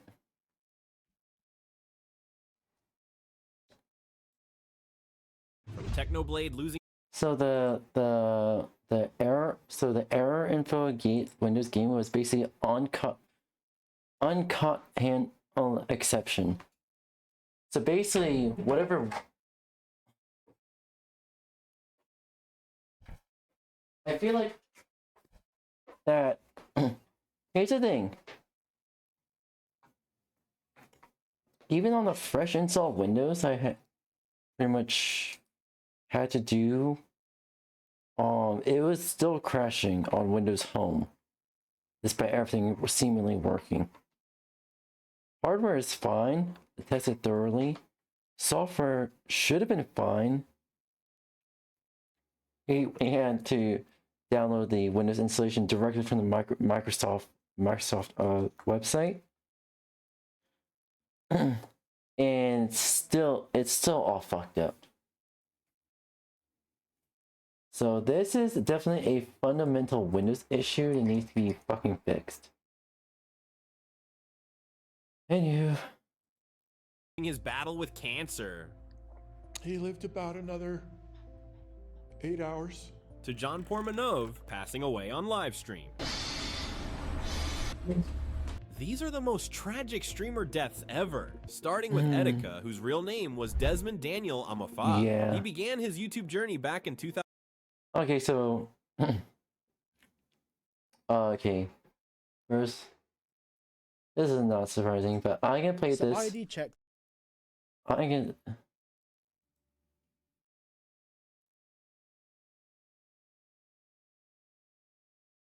Will be introduced. What the Google fuck? Search. How has this happened? Where has this happened? And what has happened overall? Well, if we rewind a little bit, recently Australia introduced their under 16 social media ban, which is a noble ideology that under 16 shouldn't really be spending their life on TikTok. But the way in which that's been introduced basically means that everyone over the age of 16 needs to submit a copy of either their ID, biometric scan, or link a bank account to utilize social media in Australia. Now, of course, the UK, Canada, and other countries are eyeing. You know, kids could definitely attach their parents' card to their account. This up and absolutely creaming themselves over it. Yes, very much creamy indeed. Anyways, chat. Before I get distracted, I'm gonna go get something to eat real quick, and I'll be right back. All right? Love you, please. Matinee. But a bigger issue has started to present itself. Back in June of 2025, the Australian government mandated that companies like Google and Microsoft should be testing the introduction of age verification for access to their search platforms. So Google Search, Microsoft Search Platform, and other companies alike. And as of the 27th of December this year, the Australian government is going to make it a legal requirement that companies that produce search engines require age verification to utilize their platform. Let's get into the details. Australia is quietly introducing unprecedented age checks for search engines like Google. From December the 27th, Google, which dominates the Australian search market with a share of more than 90%, and its rival Microsoft, will have to use some form of age assurance technology on users when they sign in, or face fines of almost $50 million per breach. I believe that's Australian dollars. So that's about 30 million US dollars. I'll put it on the screen. Now, the reason why it's saying that you need to produce ID to sign into the platform is because essentially, if you don't sign into the platform, the search results you get are massively watered down. Things like news tabs and other things like that will be removed. And I believe, I'm not 100% sure on this because it's still in the testing phase, but I believe the images and video tab will also be removed from the search bar. So basically, to make Google work, you need to sign in, and to sign in, you need to verify your age. Despite the apparent magnitude of the shift, it has mostly gone unnoticed, in stark contrast to the political and media fanfare surrounding the teen social media ban, which will block under 16s from major platforms using similar technology. And this is the thing, when we get dystopian rules and regulations rolled out, whether it be in the UK, Canada, Australia, or even the US, which is now, well, nearly half the states in the US are pushing for age verification at the moment, which is absolutely absurd. When so much happens at once, obviously it's really difficult to choose what you want to tackle, what you want to fight after. And this is why so many things have happened so quickly. Just in the past 9 months, we've had the Online Safety Act in the UK, we've had digital ID, Australia's had this thing being introduced, as well as the under 16 social media ban, as well as 6 countries in Europe now introducing their own online safety measures, as well as countries around the rest of the world, as well as 20 states all of a sudden signing legislation to either limit the usage of VPN, ban the usage of VPNs, or introduce their own versions of the Online Safety Act. We've also had Canada discussing their version of the Online Safety Act within their government. There is a lot happening all at once to the point where we can't fight it all. And this is where it actually comes down to their tactful way of doing this. Essentially, with the Online Safety Act, they managed to roll that out, and not enough people were opposed to it. So it was actually relatively easy for them just to slip in more and more legislation, because like I said in yesterday's video, it's easier to get a quite basic bill passed and then amend it, because the amendments are way more likely to get approved than it is to basically do one piece of legislation with everything in it. It becomes too complicated. So what they like to do is get a very basic piece of legislation passed and then submit amendments immediately after. And we can see the same in the UK with the Child's Wellbeing and Schools Bill, which sounds brilliant, doesn't it? Well, that was passed in September, and since then there's been 6 amendments that have been proposed for it, 4 of which have been passed, and 2 are in the process of being passed. The 2 that are yet to be passed are the ones that basically require age verification and ID verification to download a VPN. Yep, we did a video on that. And the next one that's yet to be passed, which probably will get passed in the coming weeks, is the requirement, and I still can't believe this, the requirement for manufacturers like Apple and Samsung to put in technology inside your phone that can scan your camera and your photos album to make sure there's no pictures of children. Basically treating everyone like criminals in the hope they catch a criminal. But like I said, there's 2 videos here. I've done videos about both of these topics.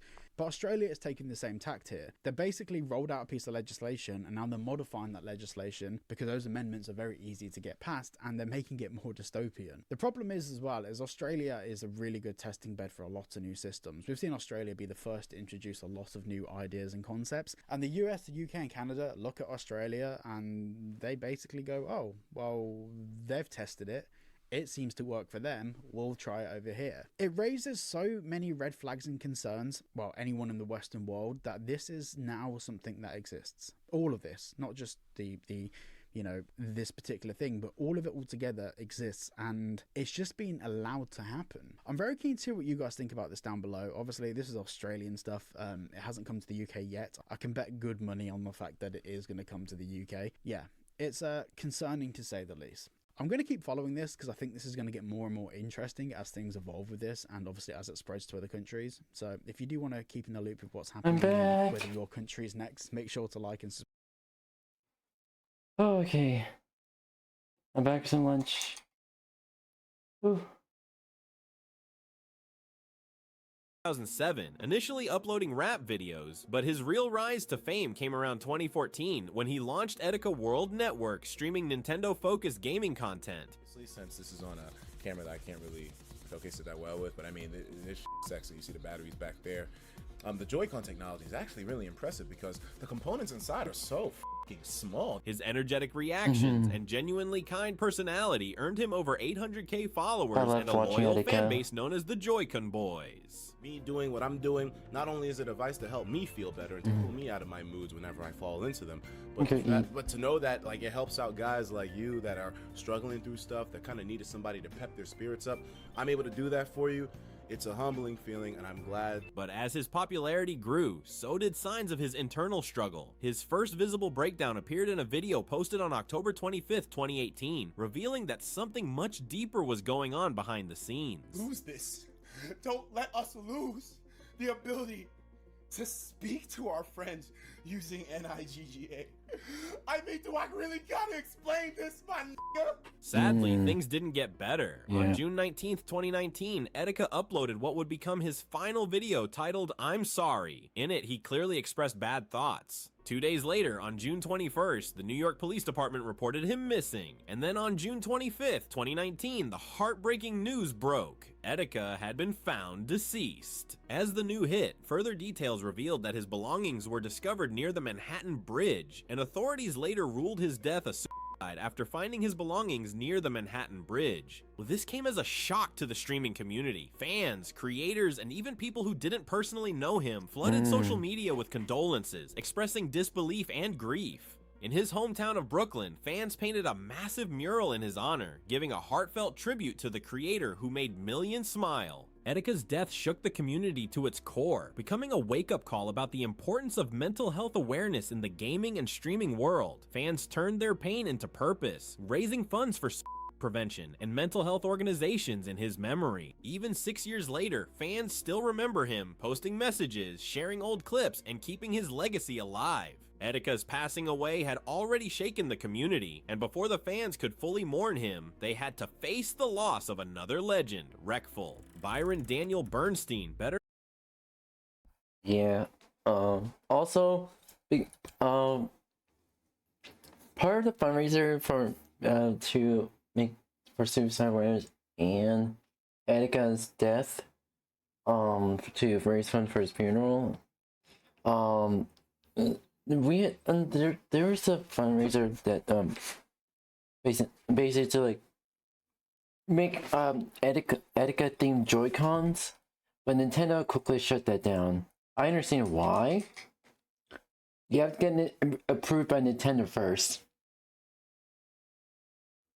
for your Joy-Cons to be sold, and it's very expensive. It is absurdly expensive. In fact, it's more surprisingly. It's more absurd than Apple's prices. That's saying something. And just for the production cost alone, plus it's actually the license to produce Nintendo products. That license costs fuck tons more than your average iPhone. And yeah, and now Nintendo's in deep shit for something else. Known as 𝙂𝙂, was one of the OGs of Twitch. He started his gaming journey back in 2009, quickly becoming one of the biggest names in World of Warcraft and a known gaming streamer. It's all my friends. Let's go boom kill, yeah? Let's kill the priest. Ready, Ben? Sure. Okay. I'm going right now. Ready? Yep. Okay. As he grew popular, he even started a podcast series called Tea Time with Byron. Since he was always passionate about games and wanted to bring people together, he also developed his own game named Everland, which meant a lot to him. So once you guys start getting in, there are a few bugs that we couldn't fix. There's this weird bug where once in a while when you're entering an interior, you have to reopen the client. And we just couldn't figure out how to make it go away. But among everything that he was doing, 𝙂𝙂 was always vocal about his struggles with depression. He talked about it honestly on streams, trying to help others feel less alone. In July 2020, during a Twitch stream, 𝙂𝙂 told everyone that if they feel lonely, they should talk to each other and play games together.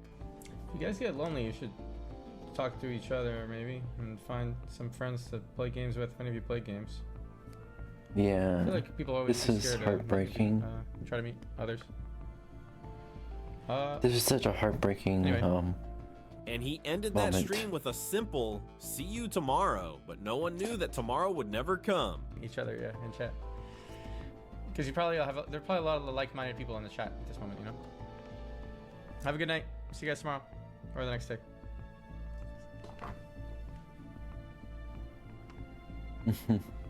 Following that stream, 𝙂𝙂 posted a series of cryptic tweets, a clear sign that his mental health was in a really fragile place. But no one realized just how serious things had gotten until it was too late. That very same day, heartbreaking news broke. 𝙂𝙂 died by suicide in Austin, Texas, at just 31 years old. The gaming world was in shock. Fans, friends, and fellow streamers flooded social media with tributes and heartbreak.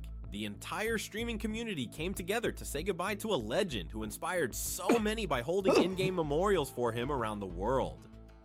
I like that I'm trying to give people something I wanted as a kid.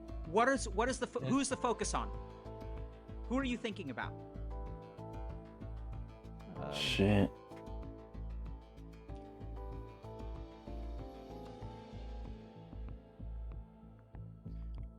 Just people haven't experienced what I did.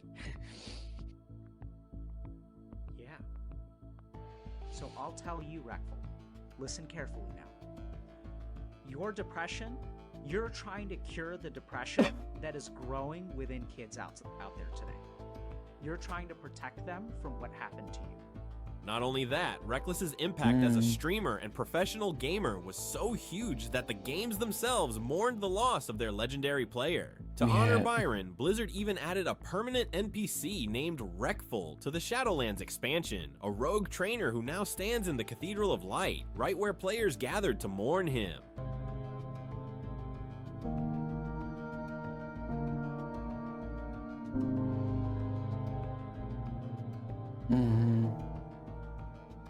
The world lost another gem to depression, but while Reckful's passing shook the community, Technoblade showed how to face pain with courage, leaving hope and inspiration for millions even after his passing away. Alex, better known as Technoblade, was one of the most beloved Minecraft streamers of all time, who started back in 2013. From hilarious commentary to epic battles, his humor made him a fan favorite. Very close game. Watch to see who will win this epic battle between the player and the owner.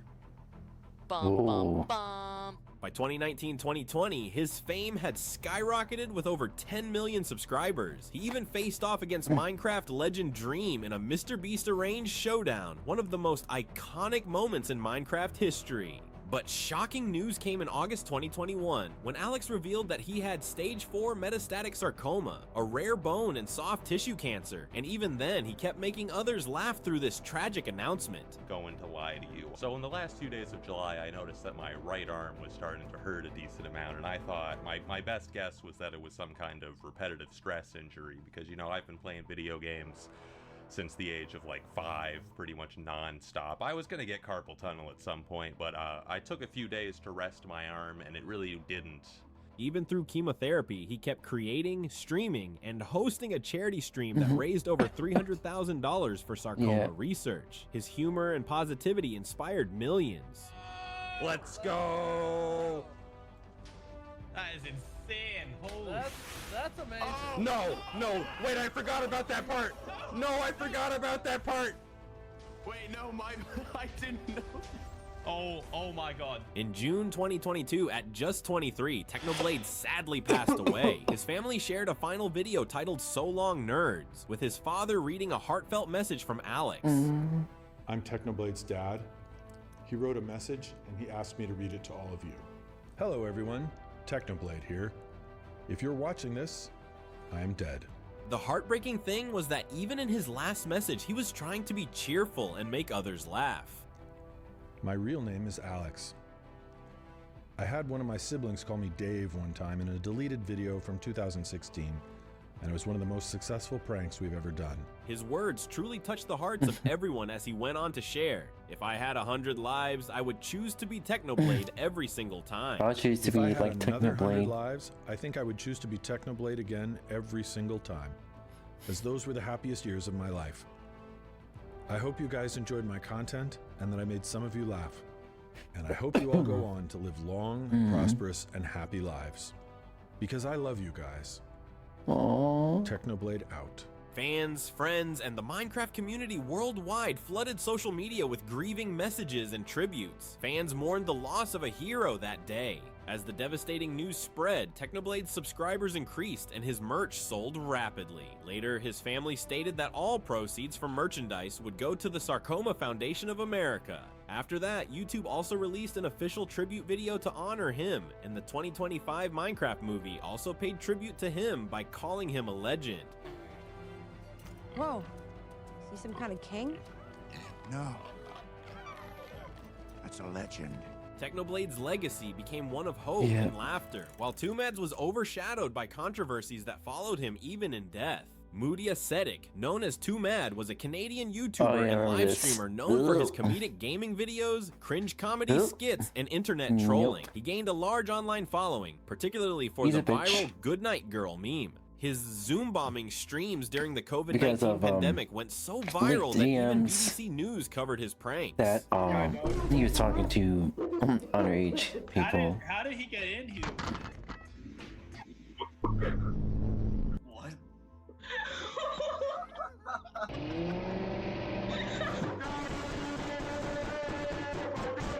Noah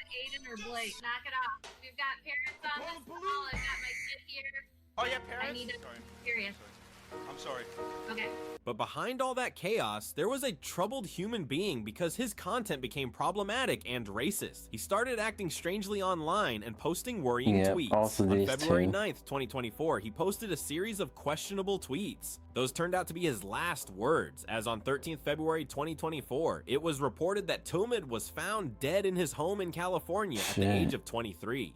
The tragedy didn't end there, as 6 months later, in August 2024, the county medical examiner revealed that the cause of his death was an accidental overuse. His death actually sparked a mixed reaction, while some mourned the loss of a talented entertainer.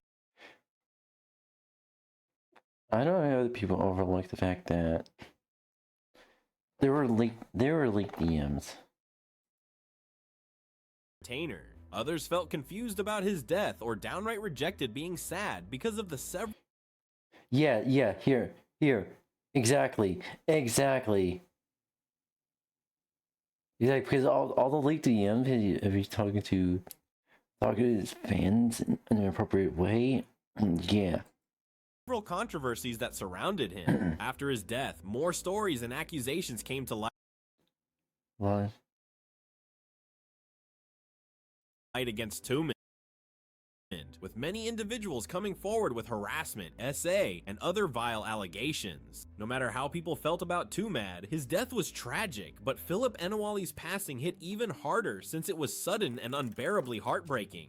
𝙂𝙗 was a popular streamer known as 𝙂𝙗𝑚. He started his channel in 2011 with NBA 2K gameplay before expanding into Fortnite and lifestyle content, amassing over 3.8 million subscribers. Bro, Dominic, what the heck are you up doing playing Fortnite at 3 a.m.? What are you doing, bro? Hey, man, it's all about this Fortnite grind, bro.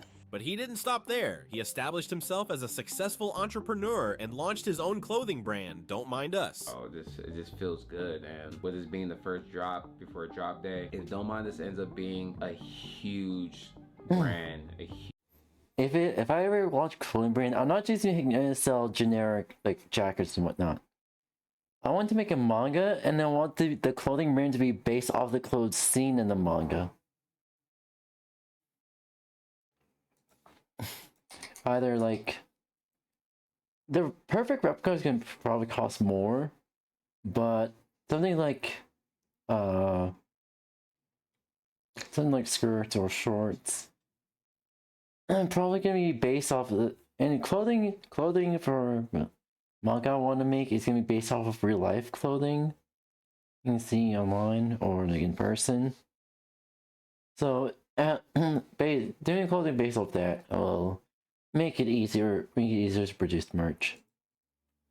huge high-end streetwear brand, I'm gonna be able to have this to come back to and be like, damn, you feel me? Like I'm gonna be able to come back to this right here. In February 2025, he posted a video revealing he was leaving LA to start fresh, saying this would be his last month in the city. This is my last month living in Los Angeles. My baby, you know, I'm leaving my baby. There's a lot to talk about. P2 was full of life and ready to get out of his comfort zone and explore new places. I want there to be an era in my life where I leave my comfort zone. I leave Los Angeles and I finally take a big leap of faith and I'm not comfortable. You know what I'm saying? And the heartbreaking part was that he even mentioned wanting kids someday, showing he was filled with hope and aspirations for his future life. Kids one day. I want my kids to be able to talk to me and be like, yo, daddy, I want to live here. And I'll be able to say, oh no, you don't do that. That place is trash. Like, I want to be able to say, yo, I lived here, I lived here, I lived here. Not just one place for the rest of my life. Because I feel like when you are able to experience. But just weeks later, a tragedy struck. On March 14th, 2025, headlines broke that 𝙂𝙗𝙗𝑚 had been found dead in a Los Angeles apartment mailroom. A few days later, authorities revealed the cause of death. He had a sudden cardiac dysfunction due to solitary papillary muscle hypertrophy. Basically, he had a rare, undiagnosed heart condition that caused his heart to suddenly stop beating. Fellow YouTubers and streamers mourned his loss, flooding social media with tributes. Yo, one thing too, I want to go ahead and say RPP2. No cap, he showed me a lot of love. You feel me? We was never close or anything, but is so crazy. Like, really that is sad. insane, bro. It's heartbreaking. Rest in peace. Rest in peace, P2. 𝙂𝙚 shared that P2 always showed him love and support throughout his streaming journey. I was growing up, and I mean, as I was going up in my streaming stuff, like, he literally, like, showed me support over and over again. So I just want to go ahead and say, RIP. Hate to see people die so young, bro. Facts, bro. It's very heartbreaking. Like, how old was he, chat? How old was he, bro? 26. 26? It's very sad. Ooh. Bro, what? Fans all over the world were in disbelief and heartbroken over his sudden death. P2's death was tragically unexpected, as no one was prepared for someone with so much life ahead to be taken too soon. But even more devastating was the loss of Serbian streamer 𝙂𝙚, whose sudden death at an even younger age shocked her community. Kristina Jukic, known online as 𝙂𝙚, was a Serbian YouTuber and streamer loved for her charm and gaming content with over 700k subscribers. But she got roped into an online feud with 𝙂𝙚 𝘖𝙚 aka 𝙂𝙚 𝘼𝙚 in 2019 that escalated into a national controversy in Serbia. The conflict involved a heated argument on a national television show.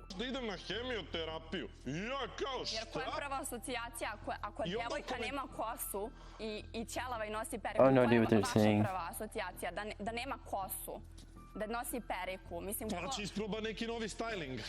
Shockingly,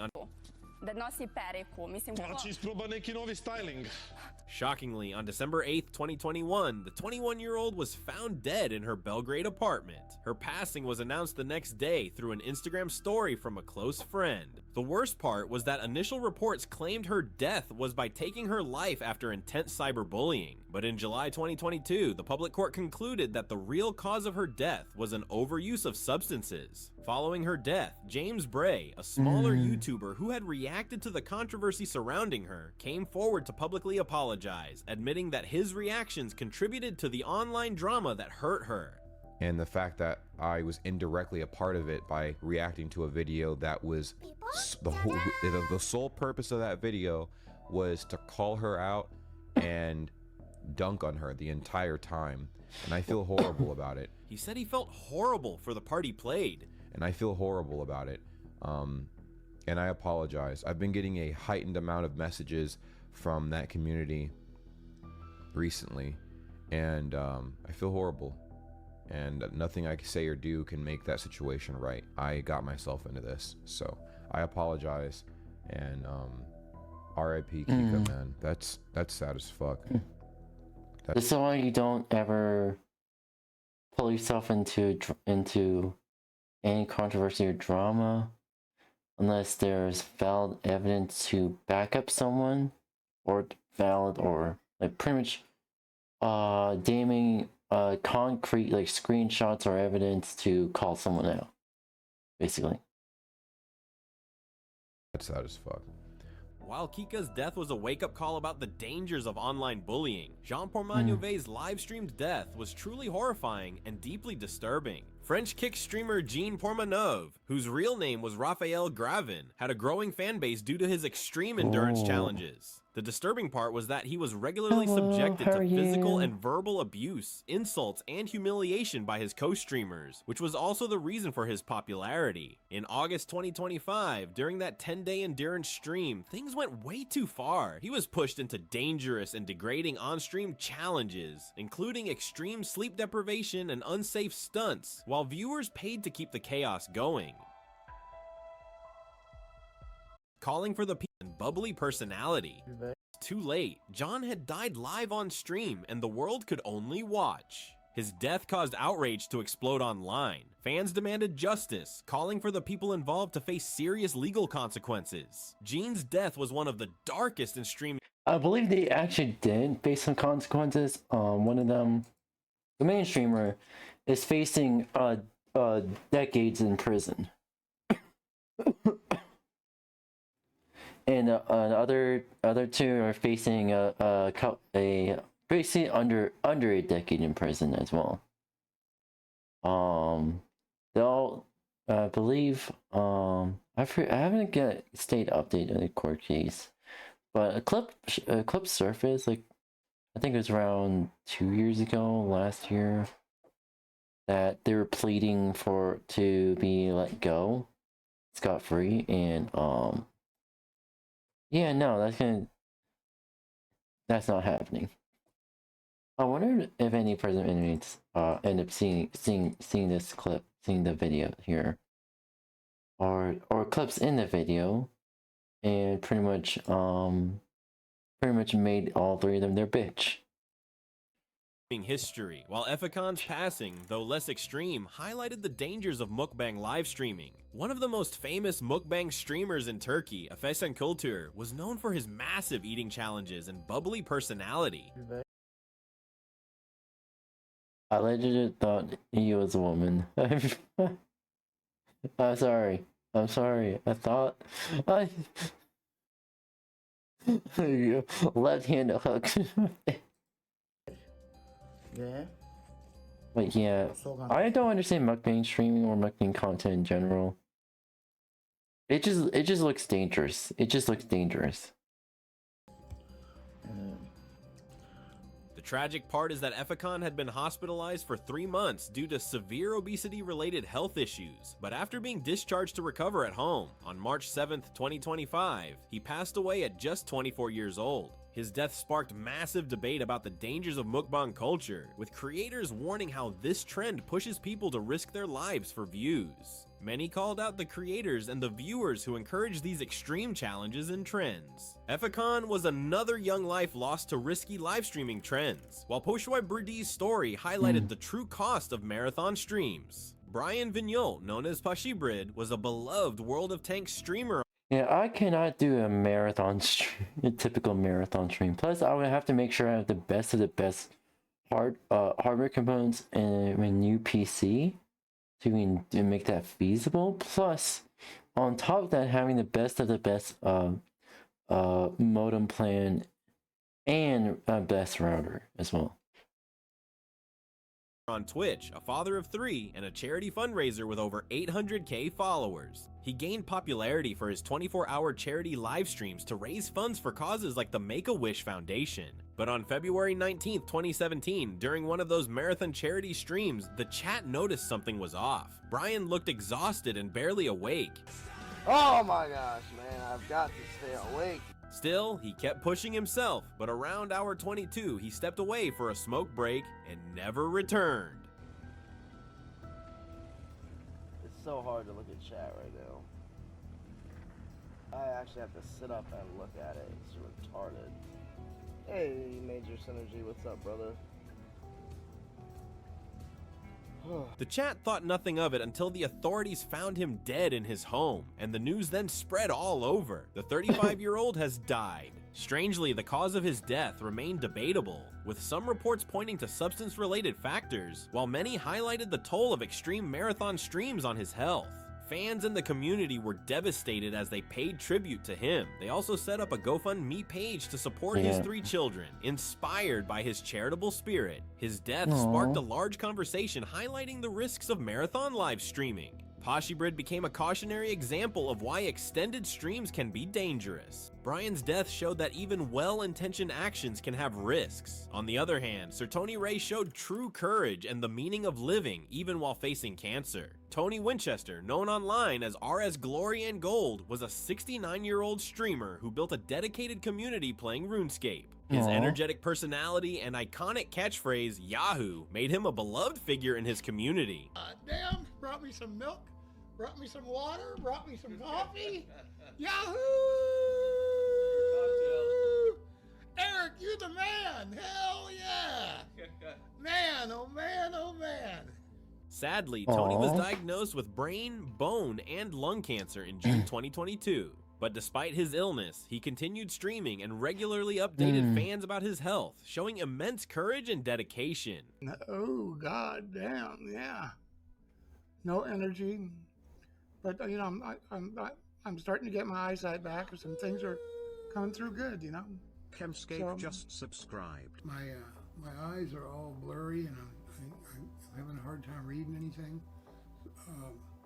I've got a terrible headache, and I woke up feeling like hell, and I thought it might pass, but it's just not getting. In what would be one of his final videos, he sent love to all his fans and supporters, leaving a heartfelt farewell. I want to thank all my friends and all my fans and everybody who watches our show for being loyal and making me feel like I'm, you know, Aww. like I count.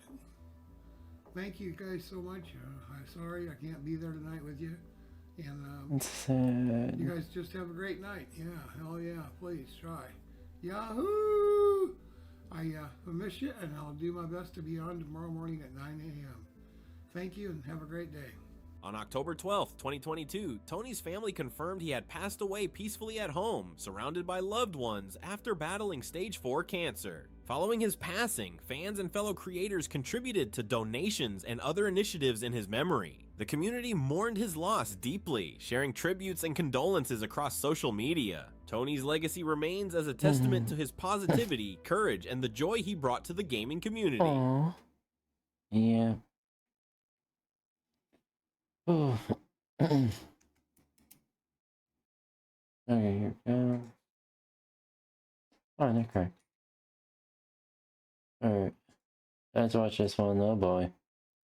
These are the most disturbing crimes that were committed in the Minecraft community, and as the video goes on, they only get darker. A Montgomery County school is now closed, and its students have been sent home for the day after a threat was made. It was going to be a normal Monday for thousands of children in England on March 19, 2018, until multiple schools throughout the country received one particular email that caused them to evacuate the school campuses and send all of the children back to their homes. The email that the schools received went like this. This is a message to everyone. We've sent in a student with a bomb. The bomb is set to go off in 3 hours time. If you do not send $5,000 USD, 2 payments at VALPvP.com. If you do not send the money, we will blow up the device. Our site has all the information needed. VALPvP.com. If you try to call the cops, we will blow up the device on the spot. Any attempt at defusing it yourself will cause it to explode. The other part of this message, which was written in Arabic, made it seem like an impending large-scale terrorist attack. And considering the fact that over 400 schools were sent this email, it was easy to guess the amount of panic that would be caused. In many schools, immediate plans of evacuation were implemented, and the police and other authorities started looking into the evidence. The first thing everyone jumped on was the website mentioned in the email, VALPvP, which was actually a Minecraft domain that hosted servers where players could battle each other. And when their name appeared in the email, everyone was confused as to what such a site could gain from doing something like this. And the answer was nothing. So it was pretty clear that VALPvP wasn't the actual culprit behind this email. And the very next day, the company itself put out a tweet denouncing the incident, saying, "We have nothing to do with the bomb threats that were sent out to the 400 plus UK schools. We've been being harassed by a group of cyber criminals that are trying to harass us in any way possible. We're extremely sorry for anyone who had to deal with this, but just know it's fake." And when Carlson Cal, the founder of the server, was asked who might be behind this kind of rude prank, he said, "Every now and then we have a little rebel who will try to do something bad like this. We've had stuff like this happen before, but nothing this extreme." Another piece of information the investigators stumbled across was a tweet by an account named Apophis Squad. "We hope everyone in the UK enjoyed our email. Thanks to all who participated." But now that it was proven that VALPvP had nothing to do with this, the authorities were faced with the challenge of finding out the real identity of the individuals behind this Apophis Squad. And so the UK National Crime Agency paired up with the Federal Bureau of Investigation to actually look into these crimes. And after analyzing other tweets from that account, officials found out that whoever was behind the account took immense pleasure in performing DDoS, or distributed denial of service attacks. These were cyber attacks in which a hacker floods a website with an immense number of commands so that it fails to perform what it should. And the Apophis Squad was performing such things regularly. But the most important tip regarding who might be behind this account came from Proton Mail, the mail service that the perpetrators actually used to send those bomb threats. Employees of Proton Mail took a few months to figure out who was the owner of the actual email account, and then sent the name to the UK police in August of 2018. The suspect was George Du Cohen, a 19-year-old computer student. But even after getting this crucial information, the National Crime Agency didn't immediately arrest him because they first wanted to verify it on their own. However, in this span of time, George would commit another cyber crime, this time by calling San Francisco Airport and claiming that there was a bomb planted on one of those flights. This caused the security staff to conduct a thorough search of the flight, thereby leading to considerable delays for the passengers. And of course, this too was a fake crime. This would be the last crime committed by George, as on August 31st, he would get arrested by the NCA at his home in Redford. But only after his arrest did the police realize that George was already under investigation for orchestrating similar DDoS attacks against business websites. On top of this, he wasn't the only one behind the Apophis persona. He had a friend in the US who was also helping him. His name was 𝙂𝙚𝙣𝙚𝙧𝙖𝙩, a 20-year-old from North Carolina who was arrested later in 2019. The charges the duo faced ranged from disabling websites with DDoS attacks to threatening schools and institutions with fake bomb threats. And naturally, no jury would be willing to let them go unpunished. And so on February 8, 2019, a grand jury charged them with 11 crimes, which meant that each faced the prospect of spending more than 50 years in prison if the charges were confirmed. But in 2020, this prospect actually got changed. Timothy accepted a plea deal and as a result was sent to federal prison for only 8 years, while George was sentenced to 3 years in the UK. In George's case, you can be sure that he did something wrong, but the fault isn't very clear in the next very strange case. К развязке. Только что обвиняемому Никите Уварову суд огласил приговор 5 лет колонии и штраф 30 тысяч рублей за прохождение обучения в целях осуществления террористической деятельности. Minecraft is a game filled with boundless possibilities, where you can build or destroy anything. But in 2020, a few teenagers in Russia found out that sometimes even this can lead to serious consequences. It all started when the Federal Security Service of Russia, FSB, arrested 3-year-old boys for distributing pamphlets against the government in Kansk. These pamphlets were a part of an ongoing protest against the arrest of a political activist, 𝙂𝙚𝙣𝙚. The names of the 3 arrested boys were Bogdan Andreev, Denis Mikhailenko, and Nikita Uvarov. While these 3 were detained, the police seized their smartphones as part of the investigation, and for some reason stumbled upon some Minecraft gameplay videos they made. And on the surface, this seemed like nothing significant, but for the Russian authorities, it was extremely crucial. This was because in one of these videos, the boys built a replica of the FSB building in Minecraft, which they then blew up using TFT. While it can be argued that this was just some kids playing around, the FSB took offense. They immediately linked the boys' actions to terrorism, arrested them, and put them in jail. And all of them were forced to plead guilty, except for Nikita, who refused to do so despite being forced to. Nikita's stay in jail was extended because of this, and the case would become even more complicated after it was revealed that the boys were conducting experiments with homemade explosives in their backyard. And with this newly discovered evidence, all 3 boys were found guilty of organizing a terrorist group and sentenced to 10 years in prison. But this charge would actually be dropped in 2021. Yet in the same year, all 3 would stand trial in a military court instead of a civilian one. This time, Denis and Bogdan would be released with suspended sentences due to their guilty plea and cooperation with the officials, while Nikita, who was 16, would be sentenced to 5 years in prison. But this would actually go on to be reviewed by the Supreme Court of Russia in 2023, which actually decided to continue Nikita's punishment, so he's still in prison. But while this was happening in Russia, something far more controversial was unfolding in Florida. It means Clark will be held in a juvenile facility, and he'll get education and transition services, which will prepare him for a productive life after he serves his time. And he knows if he violates his probation, he'll face a 10-year sentence in adult prison.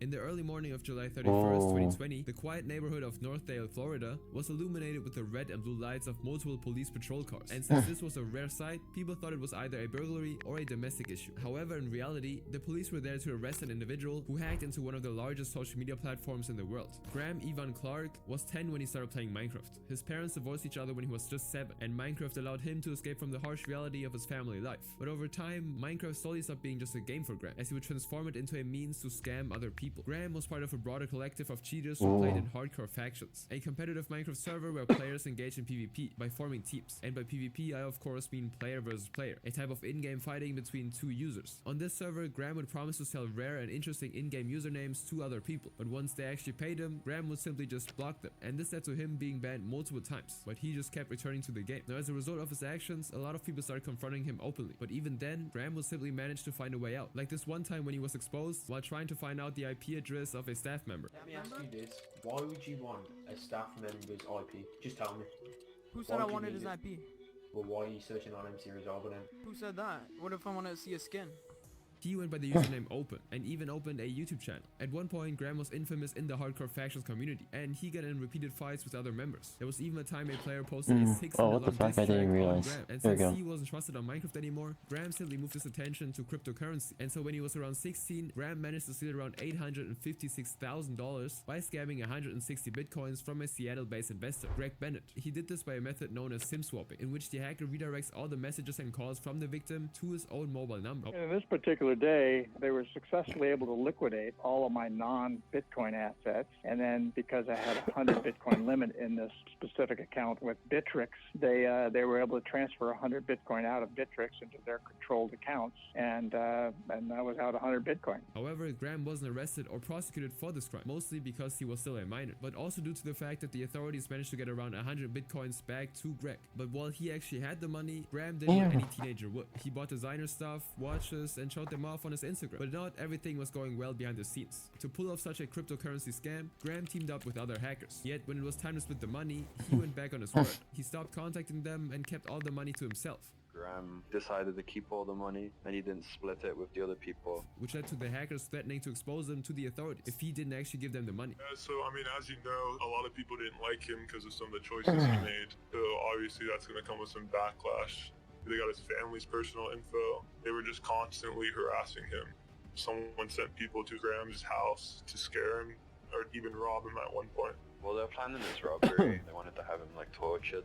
Like a lot of dark things done. But sadly, nothing came out of this, as the Secret Service actually couldn't arrest him because he was still too young, and so he managed to escape consequences this time. But in the coming months, Graham would do something so shocking that his age wouldn't stop anyone from arresting. On July 15, 2020, employees at Twitter started panicking because something unprecedented had happened. I've seen this happen. People like Elon Musk and Bill Gates. I was there when this happened. Hackers posted tweets when I was scrolling Twitter, and I was like, what the fuck's going on here? Because of COVID-19, I'll double any Bitcoin payments sent to my Bitcoin address in the next hour. Good luck and stay safe out there. Security agents immediately went on a wild hunt to uncover the person behind these attacks, and it would later turn out that this was the work of none other than Graham, who masterminded the hack with the help of a young partner. Now, due to legal reasons, the identity of his partner wasn't revealed, but let's call him John. Graham and John conducted the whole operation through the same method he used on Greg, SIM swapping. This time, however, the victims were Twitter employees. Graham went through a huge amount of data to arrive at the phone numbers of the admins of Twitter, and once he obtained access to the admin side, Graham could sell all the rare usernames he could find. But on July 15th, 2020, word got out among his buyers that these usernames were obtained through hacking, and they thought that if the hack ever got discovered, they would be at a loss, so they actually stopped buying from Graham. At this point, Graham could have done anything he wanted, since he had access to so many accounts, but instead he decided to start a money doubling scam through these celebrity accounts. It was almost like he was asking to be arrested, but before people actually got wind of the scheme, Graham and John had already made about $118,000.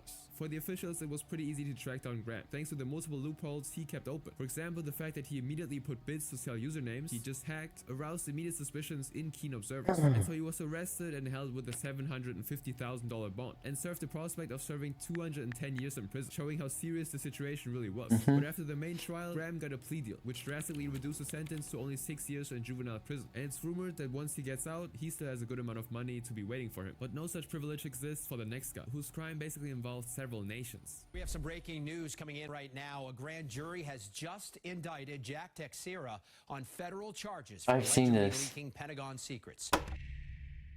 In 2022, the most important topic of discussion in the world was the war between Russia and Ukraine, and the fact that only these countries were involved didn't mean that the US government had nothing to do with it. In reality, the US sided with Ukraine and was offering support throughout the war, but no one would have thought that the most crucial and devastating aspect of the United States' role in the war would be related to Minecraft. This all started when in March 2023, some top secret documents appeared randomly in a Discord server of the YouTuber 𝙂𝙚𝙣𝙚. The documents seemed to consist of drawings of maps and graphs related to the US action in the Russian-Ukraine war. Apart from these, there was other info regarding politics and activities in other countries like South Korea and China, and these documents might have been circulation online previously, but they gained widespread attention only after being posted on 𝙂's server. Even more eyes would then fall on those documents a few days later when they were reposted on a Minecraft server named Minecraft Earthman. From there, the documents spread like wildfire and started appearing on pro-Russian Telegram and 4chan servers. At first, some believed that the documents were probably fake, but it was around this point that it became clear that these were actual classified military documents, since very shortly after, the New York Times released a news article about this, making it a national issue. Both investigative journalists and military officials were trying to trace the actual source of these documents, and that's when they found out that originally they were posted in a separate channel on the server called Thugshaker Central by a user named OG. OG was a regular uploader in the Thugshaker server, and he openly claimed that he was working at a military facility and had no problem sending and explaining classified documents. And over the course of weeks, OG would continue to share these documents with the confidence that no one will repost them on any other server. But of course, the opposite had happened, and now that the secret was out, the FBI was on a hunt for it. Following minute details like the background in those photographs of the documents, journalists were able to trace the images and the OG account to Jack Teixeira, a 22-year-old airman in the Massachusetts Air National Guard. Jack, thanks to his job, had access to multiple top secret documents, which he decided to simply post online. And just as his identity was revealed, the FBI easily found out Jack's billing address from Discord and searched for his mother's home on April 13th, 2023. And finally, a few hours later, the military arrested Jack in a very dramatic manner. He was charged with handling classified documents and spreading them online, and then sentenced to 15 years in prison in 2023 by a federal grand jury. Until now, we only dealt with unknown figures in the Minecraft community, but in the next cases, some very famous Minecraft members will shock you with the severity of their crimes. Sorry. You had a lot of what? See some. Oh yeah. That alcohol, I'm guessing. Pat Julia. Oh, here's a thing that it's been overlooked with public MMOs. Yeah, even we all seen this happen. Like it was wild. It was all over the internet. However, one day, I think it was like this is like beginning of my HRT journey, but like, I decided I was recommended a popular MMOs video. I was like, oh shit, I haven't seen popular MMOs like about like a decade or so. Let me see what's he up to. He's fully recovered. Like, he's fully fucking sober. So I'm proud of him. Hopefully if Papa Emerald stays sober, it does not relapse. I'm hoping that. Chanel began making YouTube videos in 2012. The videos he posted at the time were mainly gameplays of then famous role-playing games like RuneScape and Dragoness. Broadly, these games were categorized as massively multiplayer online role-playing games, or MMORPGs for short. So Pat named his channel Popular MMOs, since he was mainly focused on those types of games. But while his channel name remained constant, his content changed drastically. In those days, it was fashionable for practically every gaming YouTuber to at least once dabble in Minecraft, and it wouldn't take long before Pat himself hopped on the trend and started uploading Minecraft gameplay videos. Over time, the number of Minecraft videos he was uploading steadily increased, while he totally stopped playing the other game. This might have been because playing Minecraft seemed more commercially successful to him, but even after making this switch, his channel barely got any views, and by 2014, he was just getting by. But that fact changed when Pat introduced a new member to the channel, Jennifer Flack. Jen and Pat met while they were working at an animal shelter in high school, and eventually the two hit it off, and were seriously dating by the time Pat started making his Minecraft videos. As Pat started getting more views thanks to his new mod review series, where he would review Minecraft mod packages, Jen also started appearing in his videos beside him, and soon Jen actually married Pat, and their on-screen collaboration was an instant hit, as people loved watching them play Minecraft as a couple. But despite that fact, it took them quite a while to actually get 1 million subscribers. Yeah. The rise to 10 million would actually be much quicker, since they achieved that by the end of 2016, and they also racked over 250 million views per month. And Jen was one of the most important reasons for this. This placed Pat at the head of the Minecraft community, and at the peak of his career. But despite that, Pat still had troubles in his relationship. On May 26, 2019, 4 years into their marriage, Pat posted a video that dealt a very heavy blow to many fans. In that video, he and Jen go over the reasons they made the decision to break up, revealing that Jen wanted kids, whereas Pat didn't. And while the decision seemed mature, a lot of the fans were heartbroken and expressed this in the comment section of that video. I feel like my YouTube parents just got a divorce. Even though they broke up, Pat and Jen continued making videos together, as if trying to make everything seem normal. But this obviously didn't last long, as Pat would soon introduce another woman into his life. This was 𝙂𝙚, with whom he first uploaded a video with on the 19th of December 2019. Many people thought this was Pat's attempt to replace Jen, so he had to clarify in the comments that Jen will continue playing with him, and that 𝙂𝙚 was just a friend. Playing with another friend today. Don't worry, nobody's replacing Jen. Jen just isn't always available to record, and I would rather make more videos than this. Please be nice to her. But people still kept reacting negatively to 𝙂𝙚, sometimes even labeling her as a gold digger, and the situation got so noisy that Pat had to express his displeasure at what was happening, and even got Jen to talk about 𝙂𝙚 herself. But over the course of the next year, 𝙂𝙚 and Pat would eventually begin dating, and in May of 2020, he would upload a video featuring both 𝙂𝙚 and Jen, titled Minecraft Bed Wars with 𝙂𝙚 and ex-wife Jen vs me, which triggered a wave of hate towards 𝙂𝙚, as fans began blaming her for trying to distance Pat from Jen. The comment section clearly showed the awkwardness that was present throughout the video. The following day, Pat posted a video with 𝙂𝙚 talking about how she was getting undeserved hate, but the hate didn't actually subside, and 𝙂𝙚 and Pat continued to ignore this. Unfortunately, their relationship wasn't able to withstand the stress, and eventually the two decided to separate in a friendly manner. Yet for some reason, 𝙂𝙚 was angry with Pat. She took to Instagram and started commenting badly about Pat, even claiming that they were never in a relationship to begin with. Now, Pat ignored her as much as he could, but eventually he also posted a video in which he showed a lot of evidence that the two were indeed in a relationship, and when Pat confronted her with those photos and texts, she simply continued saying that they never dated. All in all, everyone seemed to favor Pat because he could show evidence for his innocence, and he of course had a lot of goodwill in the community, even though everyone would have expected he could show evidence for his innocence.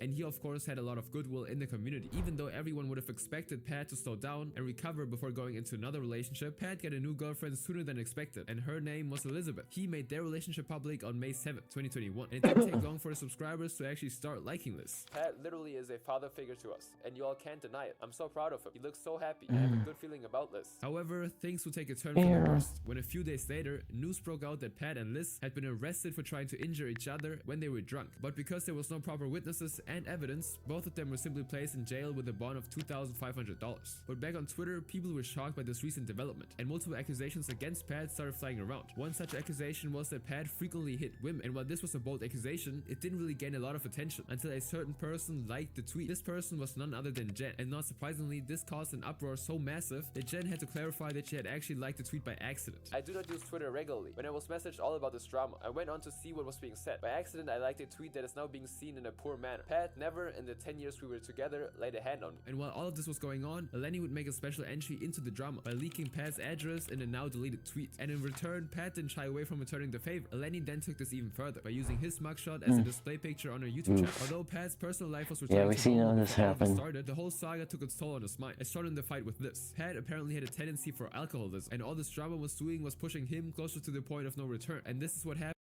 Also, the fact that, look, I'm happy that Pat is sober. At the same time, I'm still keeping a distance from Pat. Happened on May 2nd, 2022. All the details are from the police report. On that day, Pat got heavily drunk at a party, prompting Liz to suggest that they get back home. On the way back in the car, however, Pat started punching Liz, and then upon reaching their home, Liz knocked Pat out of the house, which led him to slash the car tires with a knife in a fit of rage. One thing led to another, and Liz came out of the house only for Pat to start chasing her with the knife. Because of this, he was arrested for possessing a dangerous weapon without the intent to kill, and was held with a bond of $25,000. And after he actually paid the bond and got out of jail, everything seemed to slowly return to normal. However, Liz again caused controversy by posting a TikTok where she accused Pat of hitting her and getting her pregnant. As usual, the internet erupted and Pat disappeared for a while, but after some time elapsed, he made a community post clarifying things. I want everyone to know I'm fine. I'm happily living with my girlfriend Liz. Things have been a bit crazy as seen over social media, but that is also part of things being blown out of proportion because of having a job over social media. I'd be lying if I said things have been perfect, but we're happy and I do have good friends in spite of what has been said over the news. I have to wait on talking about everything because of the corrupt legal system where I live, but I'm fine. I live with Liz and Cloud and we're all okay. Life can be a bit crazy sometimes, and because of that, I need to wait to talk about everything. I just want to assure everyone that we're happy, and small things can easily get blown out of proportion with social media. But the string of arrests Pat had started didn't end here. The same year, Pat was arrested at an NFL game, where his friend Ethan ran onto the field, thereby interrupting the game. And when Ethan eventually got held up by the police, Pat was searched, and the authorities found drugs on him and arrested him too. Everyone on the internet only found this out after Pat's court video went viral. And after this, Pat said he was trying to stay sober, and also announced that he was marrying Liz. Again, people fell into an illusion that everything was going to be normal. But in 2024, Pat got arrested in a very tragic way. Yeah, this was the draw. Pat sleeping on a footpad, and when police checked up on him, he was evidently high. This was the straw that broke the camel's back.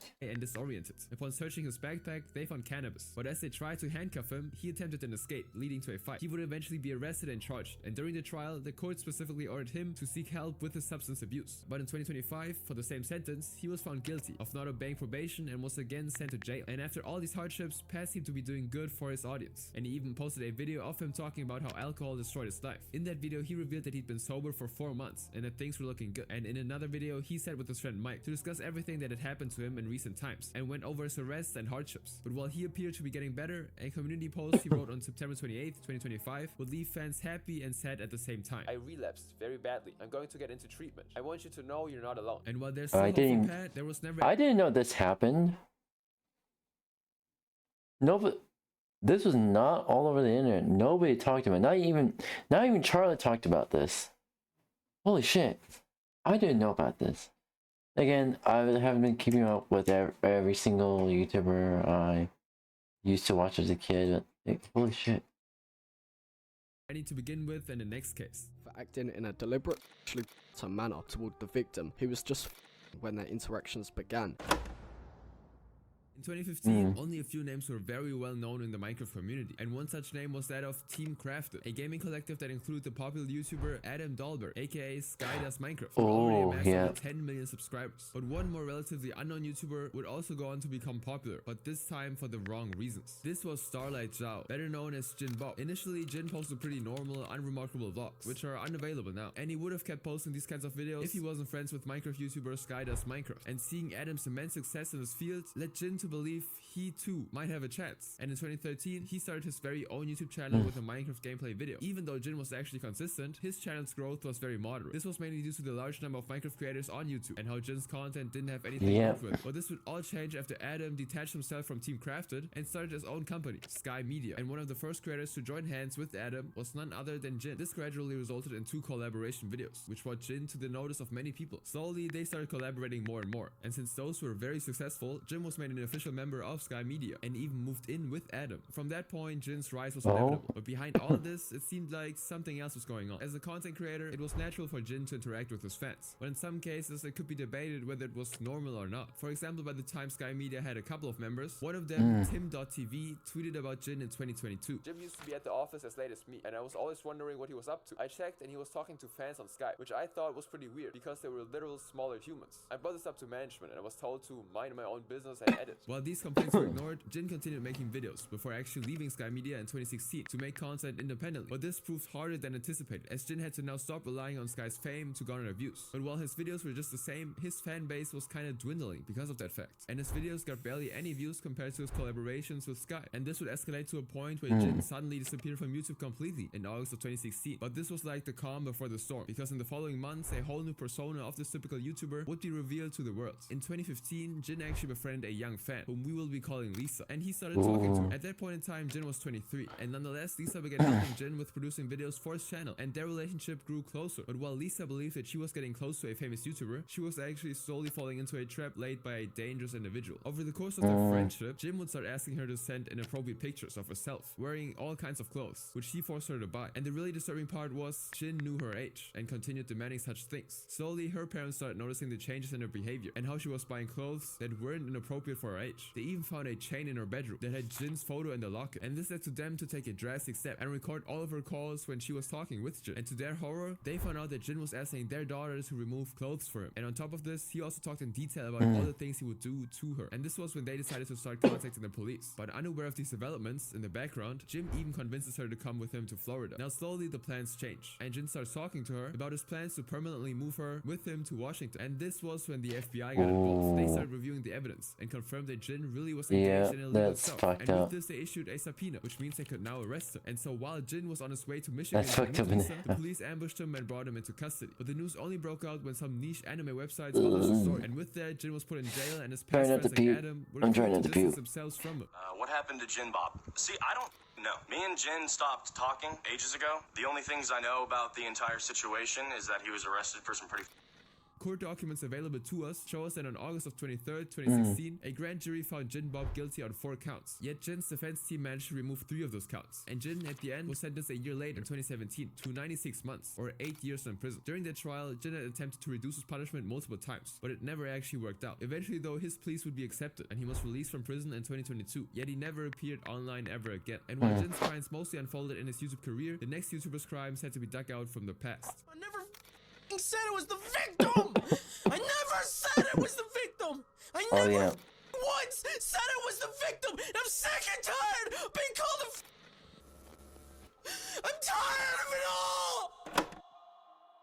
Brandon Dylan Asher was another friend of Sky Does Everything, who went by the name Bashaverse. But unlike Jin Bob, Brandon didn't need to ride on Sky's popularity to gain an audience. Brandon's first break came when his Minecraft series, The Legend of Hobo, went wildly popular. In this series, Brandon parodied the Lord of the Rings in the Minecraft world, and some of the comments under the videos clearly illustrate how influential the series was. Back when I was 11, this video is like Hollywood quality for Minecraft. Over time, Brandon started posting more and more videos of himself playing Minecraft, and his popularity actually brought him closer to other popular Minecraft creators, like I mentioned, Sky and Captain Sparkles. Even his personal life, things were looking good. Brandon accidentally met a fan named Clara Swan, with whom he quickly struck up a romantic relationship, and she was actually an adult. And he even flew her from her home state of Tennessee to his residence in Seattle in 2014. In 2015, Clara and Brandon, along with other YouTubers, started then living in the same house and started a YouTube channel called The BAM Lounge. On this channel, they mostly posted their daily activities and content like pranks and challenges. However, a can of worms was waiting to be opened. And like in the coming cases, it all started with the YouTuber Keemstar, who ran the YouTube drama channel Drama Alert. In 2015, Keem personally received a tip from an anonymous source that Brandon had committed a serious offense in his past. And as any controversial YouTuber would do, Keem immediately took up the news and broadcasted it on his Twitter. Shockingly, the crime Brandon was arrested for was due to an unlawful interaction with a younger person. This was a great blow to many of his fans, and Brandon had to respond fast to save his career. And a few days later, Brandon posted a video where he went into detail about the whole saga. Apparently, he was at his lowest mentally after being cheated on by his girlfriend at the time, and he met his friend's younger sister, who we'll be calling Lana. Lana was very young, and Brandon was 19 when they both first met, and Brandon slowly got closer to Lana because she was very supportive and helped him move on. But his relationship morphed into something else when Brandon and Lana started developing feelings for each other. And when Lana's parents noticed that something was going on, they decided to hire a private detective to see who Lana was talking to. And that's of course when they came across some inappropriate text between Lana and Brandon. Naturally, because Lana was very young, Brandon got arrested and charged. But he would narrowly escape jail as the court would advise him to seek mental therapy instead. In the wake of this video, Brandon got immense support from his fans, who seemed willing to forgive and forget his past actions. In contrast, however, a minority of people weren't satisfied with his response. And the head of this pack, Keemstar, posted a video accusing Brandon of evading responsibility by making himself the victim. But surprisingly, the people still stood behind Brandon after this video. I admit, Basher is at fault for his actions, but you need to stop acting like he's a monster on the loose. The event happened 10 freaking years ago, and he's got a girlfriend who he is loyal to. You think a loyal man would run after some smaller humans, with the only evidence being that he fell in love with a younger person after being cheated on? But the harm was really done. Brandon's reputation was kind of stained now, and he couldn't handle people continuously calling him a young person lover. And so at one point, Brandon was so fed up that he decided to quit YouTube altogether and posted a goodbye video. This particular video showed that Brandon was just tired of everything, and the way he expressed his anger made this video a famous internet monument. On top of this, Basher and Keemstar started an online fight that originated from Brandon's past, but soon changed into something else entirely. To show how bad the harassment was, Basher would post a video where he went into detail about how Keem was annoying and constantly calling him out online, while also revealing that Keem had been swatting his mother and even doxed her. Keemstar even doxed my mother. My mom is turning 60 this year,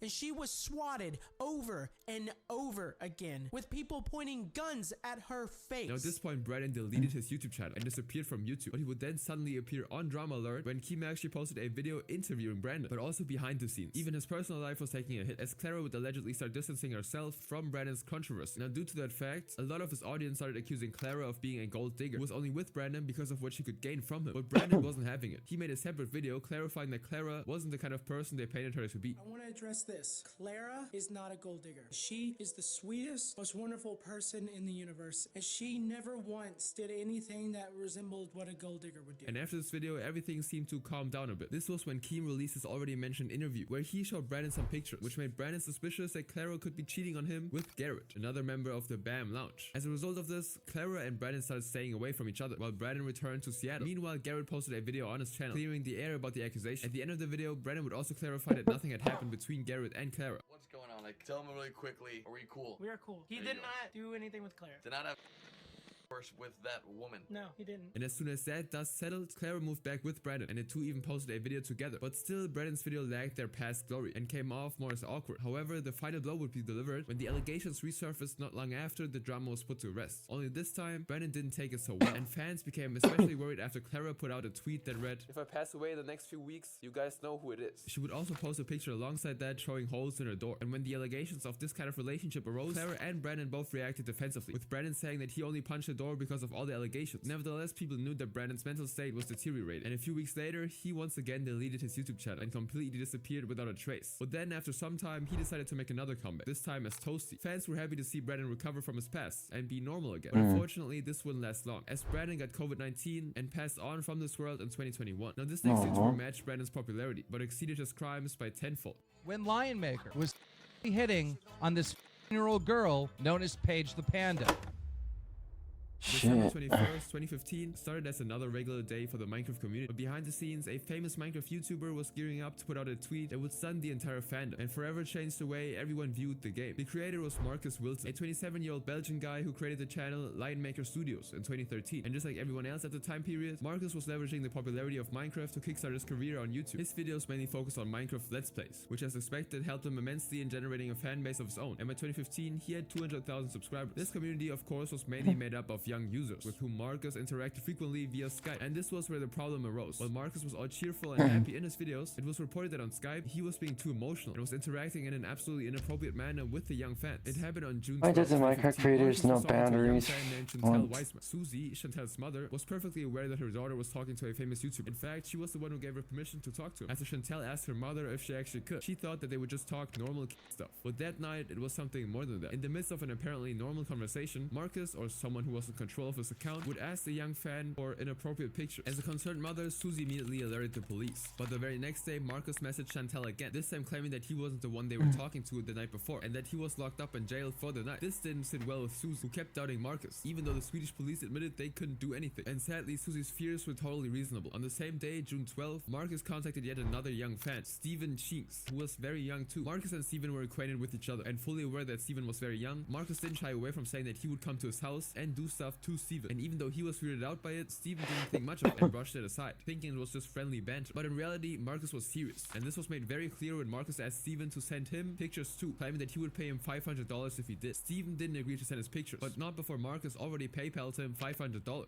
This transaction would later be brought up by a PayPal employee as evidence that Marcus had unlawful interactions with these people, but Marcus tried to escape accountability using the same excuse he gave Chantel. Here he claimed that the screenshot of the PayPal invoice was in fact Photoshop, and nothing of the sort had happened. Now the most surprising part was that people actually gave Marcus the benefit of the doubt, and he continued to make more videos and amass more subscribers. But Susie wasn't going to give up. Even though Marcus blocked Chantel from Skype and all other platforms, making it impossible for Susie to contact him, she wanted to get the truth out, and so she reached out to Keemstar. This turned out to be a turning point in the story. On September 16th, Keemstar posted a video where Susie herself narrated what happened between Lionmaker and her daughter, and the response was immediate. People started calling out Marcus left and right, while Marcus continued denying the allegations, claiming that he couldn't have done anything like that since he was in jail at the time, and since many of his fans still kind of believe him, Lionmaker kept attending fan meetups like any other creator. And this is where he met another young fan by the name of Panda the Page. While many of the specific details of their relationship were in the dark, one tweet brought everything to light. Due to the constant criticism he faced on Twitter, thanks to Drama Alert's video on him, Marcus did something extreme. He came clean. On December 21st, he put out a tweet that at first seemed very unreal. I fooled all of you and have made plenty of money while doing it. Ed Keemstar was right all along, and I'm a pervert that should just leave this earth. Since Ed Panda the Page was her and I have had several inappropriate exchanges on Skype. After that specific tweet, Lionmaker went completely crazy and started tweeting out things that were incredibly incriminating to himself. I'm an offender that should just leave this earth. And then he did something that completely ended his whole career. He posted inappropriate pictures of Panda for the whole world to see. And that's fucked up in the head. Although Twitter quickly removed those pictures, Panda herself found them and tweeted out saying that it was her, as if not understanding what he'd just done. And then Marcus said something that made the whole situation even more disturbing. One retweet and I'll share more. I'll share more at Panda the Page. In the ensuing chaos, Marcus again backtracked by saying that his account got hacked that night, and he made a video to clear his name. In that video, he recited a poem, which was obviously directed at Panda, but no one was really trusting him now. And as he knew it, he disappeared from YouTube. And in real life, he was actually put in a mental institution in Belgium. Other than this fact, nothing was known, and he was considered as good as gone. But the same old story was still brewing when one Redditor uploaded Marcus's stream on the H3 Discord server. I am putting this out as a warning that this dangerous offender is lurking in our community and cannot be trusted at all, especially those in the community who aren't of age need to be aware of this. Please be careful who you interact with in private and what you post. I love this community and have made many good friends via the Discord and Reddit, and I want it to be a safe place for everyone. In this stream, Marcus really admitted to liking younger fans. The first time I ever talked to her, she was 4. I'm out. And you were 25? No.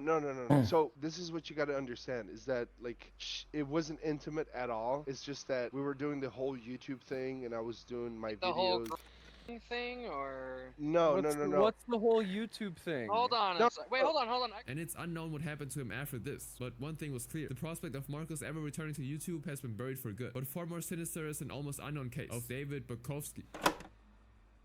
David Bukowski was 18 when he first met his victim. Court documents refer to as SM, but we'll be calling her Sarah. David had been an avid gamer since a young age, and he knew how to effectively deal with the ups and downs of the internet. And this made him appear like a very reliable adult to Sarah, who was very young when she first met David in some online chat room dedicated to Minecraft. At that point in time, David also ran a company called 𝙂𝙚𝙣𝙚, which basically sold software that can be used to perpetuate DDoS attacks like in the VOD case, and which would later be taken down by the FBI. And slowly, David started doing things to make himself more important in Sarah's life. He would help her play Minecraft and also teach her about computer software. Sarah liked David too, and a close friendship started forming between the two. But they grew even closer when David had to be admitted to the hospital after he suffered a stroke. During this time, Sarah was one of the few friends who constantly asked him how he was and expressed concern. Following his recovery in 2016, David and Sarah then started their romantic relationship that same year. And David met Sarah for the first time in real life at a gaming convention, and he would go on to meet her twice in Ottawa, where she actually lived. But the relationship itself quickly turned sour, with David being controlling and very rude to Sarah. And fed up with him, Sarah quietly moved on from a relationship and started dating a co-worker of whom we will be calling Jacob. Now, even though Sarah didn't reveal this to David, he started growing suspicious of her. And when he finally found out about the relationship, he was furious. And he did what someone like him would do. He doxed Sarah. And this was made easier by the fact that during the early phase of the relationship, Sarah had blindly entrusted all of her passwords to David. And now she had to bear the consequences of his decision. But then he actually pretended like he regretted his actions and texted Sarah. I have now become a non-abuser, and I will never return back to my old ways of hurting or demeaning people. I thank you for that. I know you lied about not being with someone because you were scared I was going to hurt you or him, but all I was searching for was the truth. But in reality, David was far from satisfied. His quest for revenge would take him to dark depths. In the month of January 2018, multiple people known to Sarah started receiving inappropriate pictures of her in their emails, which also accused Sarah of manipulating men online and deceiving them. David also sent emails to Sarah's mother and her workplace, accusing Martha, her mom, of having affairs with other men. He even once sent a thread making it seem like it was sent by Jacob, leading to Jacob being arrested and detained by the police for 5 hours. But what was happening on the computer screen also moved into real life. In February of 2018, David met Gavin Kastorf online. Gavin was also a very young person, and he was manipulated by David into firebombing Sarah's house. And the fire set by him damaged the building and the vehicle. But fortunately, no one was actually injured. Immediately after this, David and Gavin were finally arrested and put on trial for a number of crimes. Due to the lack of proper evidence, the charges of arson and attempted murder were dropped. This was because while Gavin admitted it was David who first approached him with the plan, there wasn't proper evidence. So in 2020, David was simply sentenced to 5 years in prison on the count of criminal harassment and distribution of Sarah's images. This next individual is also serving time, but for a far more sinister crime. In 2017, Devin Arthurs was a psychotic young killer with a head full of hate and a hair trigger.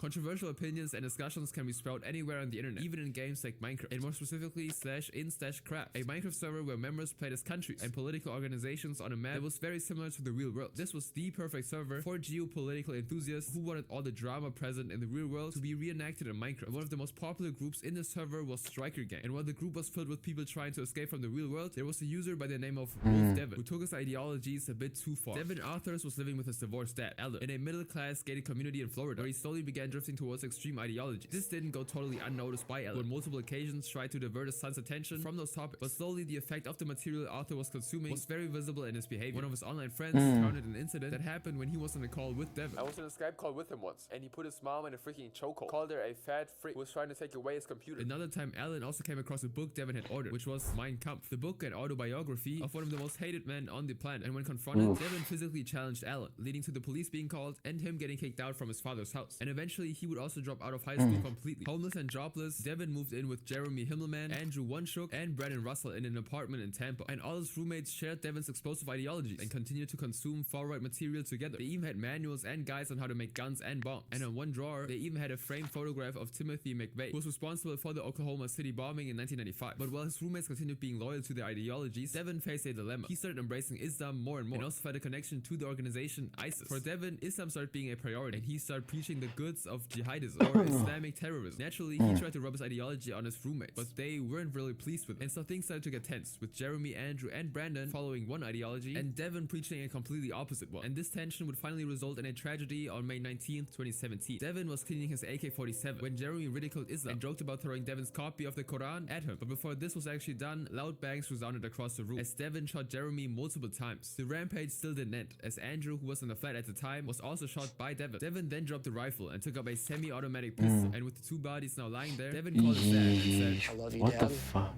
You won't be hearing from me again. He thinks it's a joke.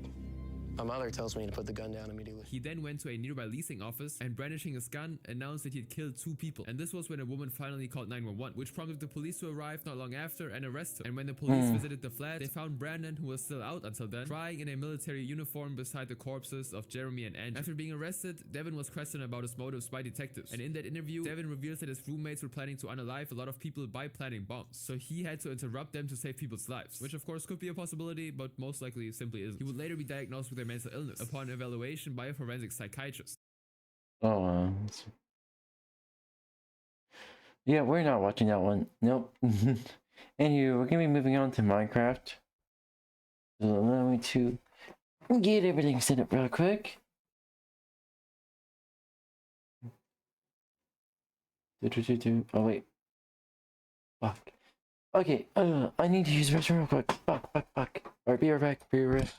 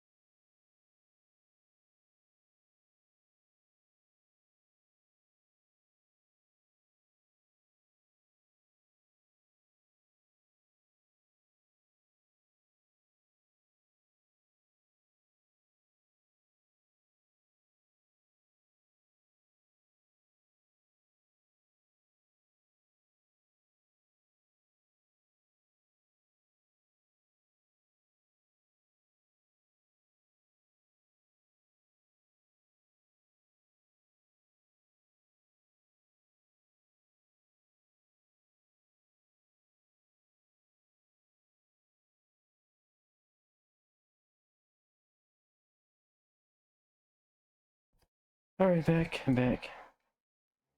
Ugh. Alright, let's move on to Minecraft. You. Alright, chat. Over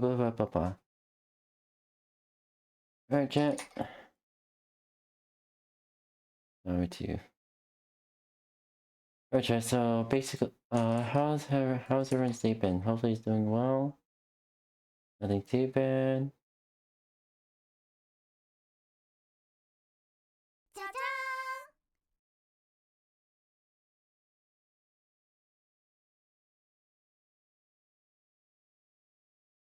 Alright, let me change this into Minecraft.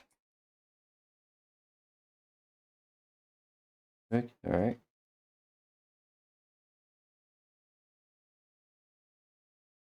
Alright.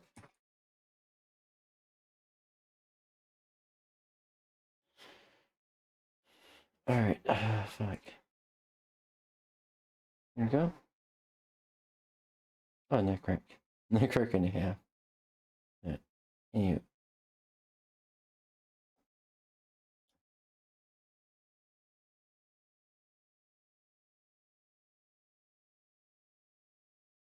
Alrighty.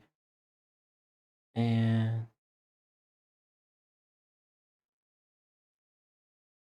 here we go.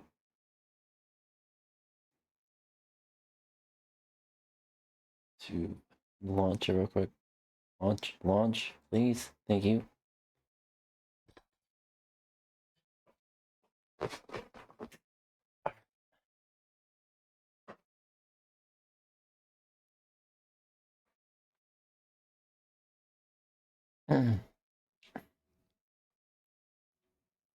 Like seeing all the code go by.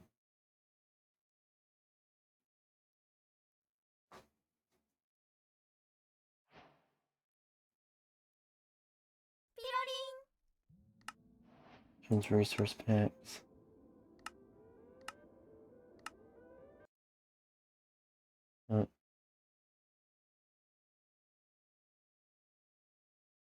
No, I need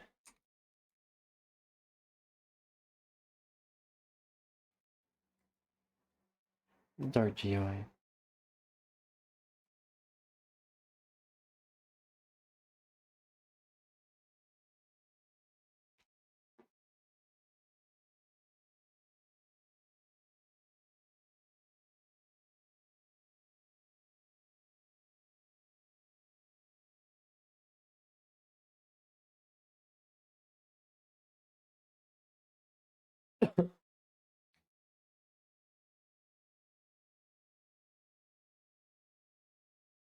Alright, hopefully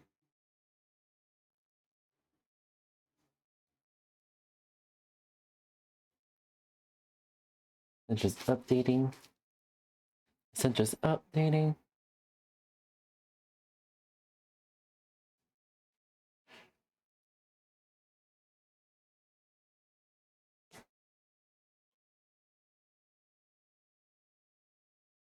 Hmm.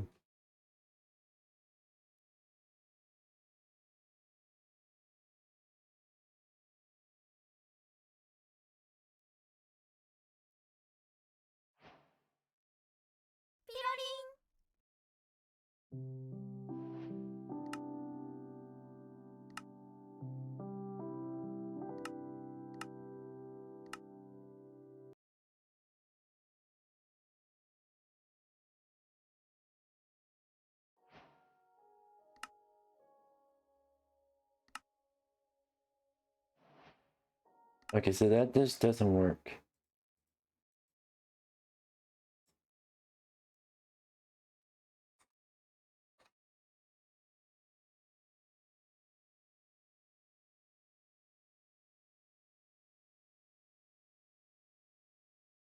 Alright, hopefully this works. No, I should just go with dark default. Always works that way.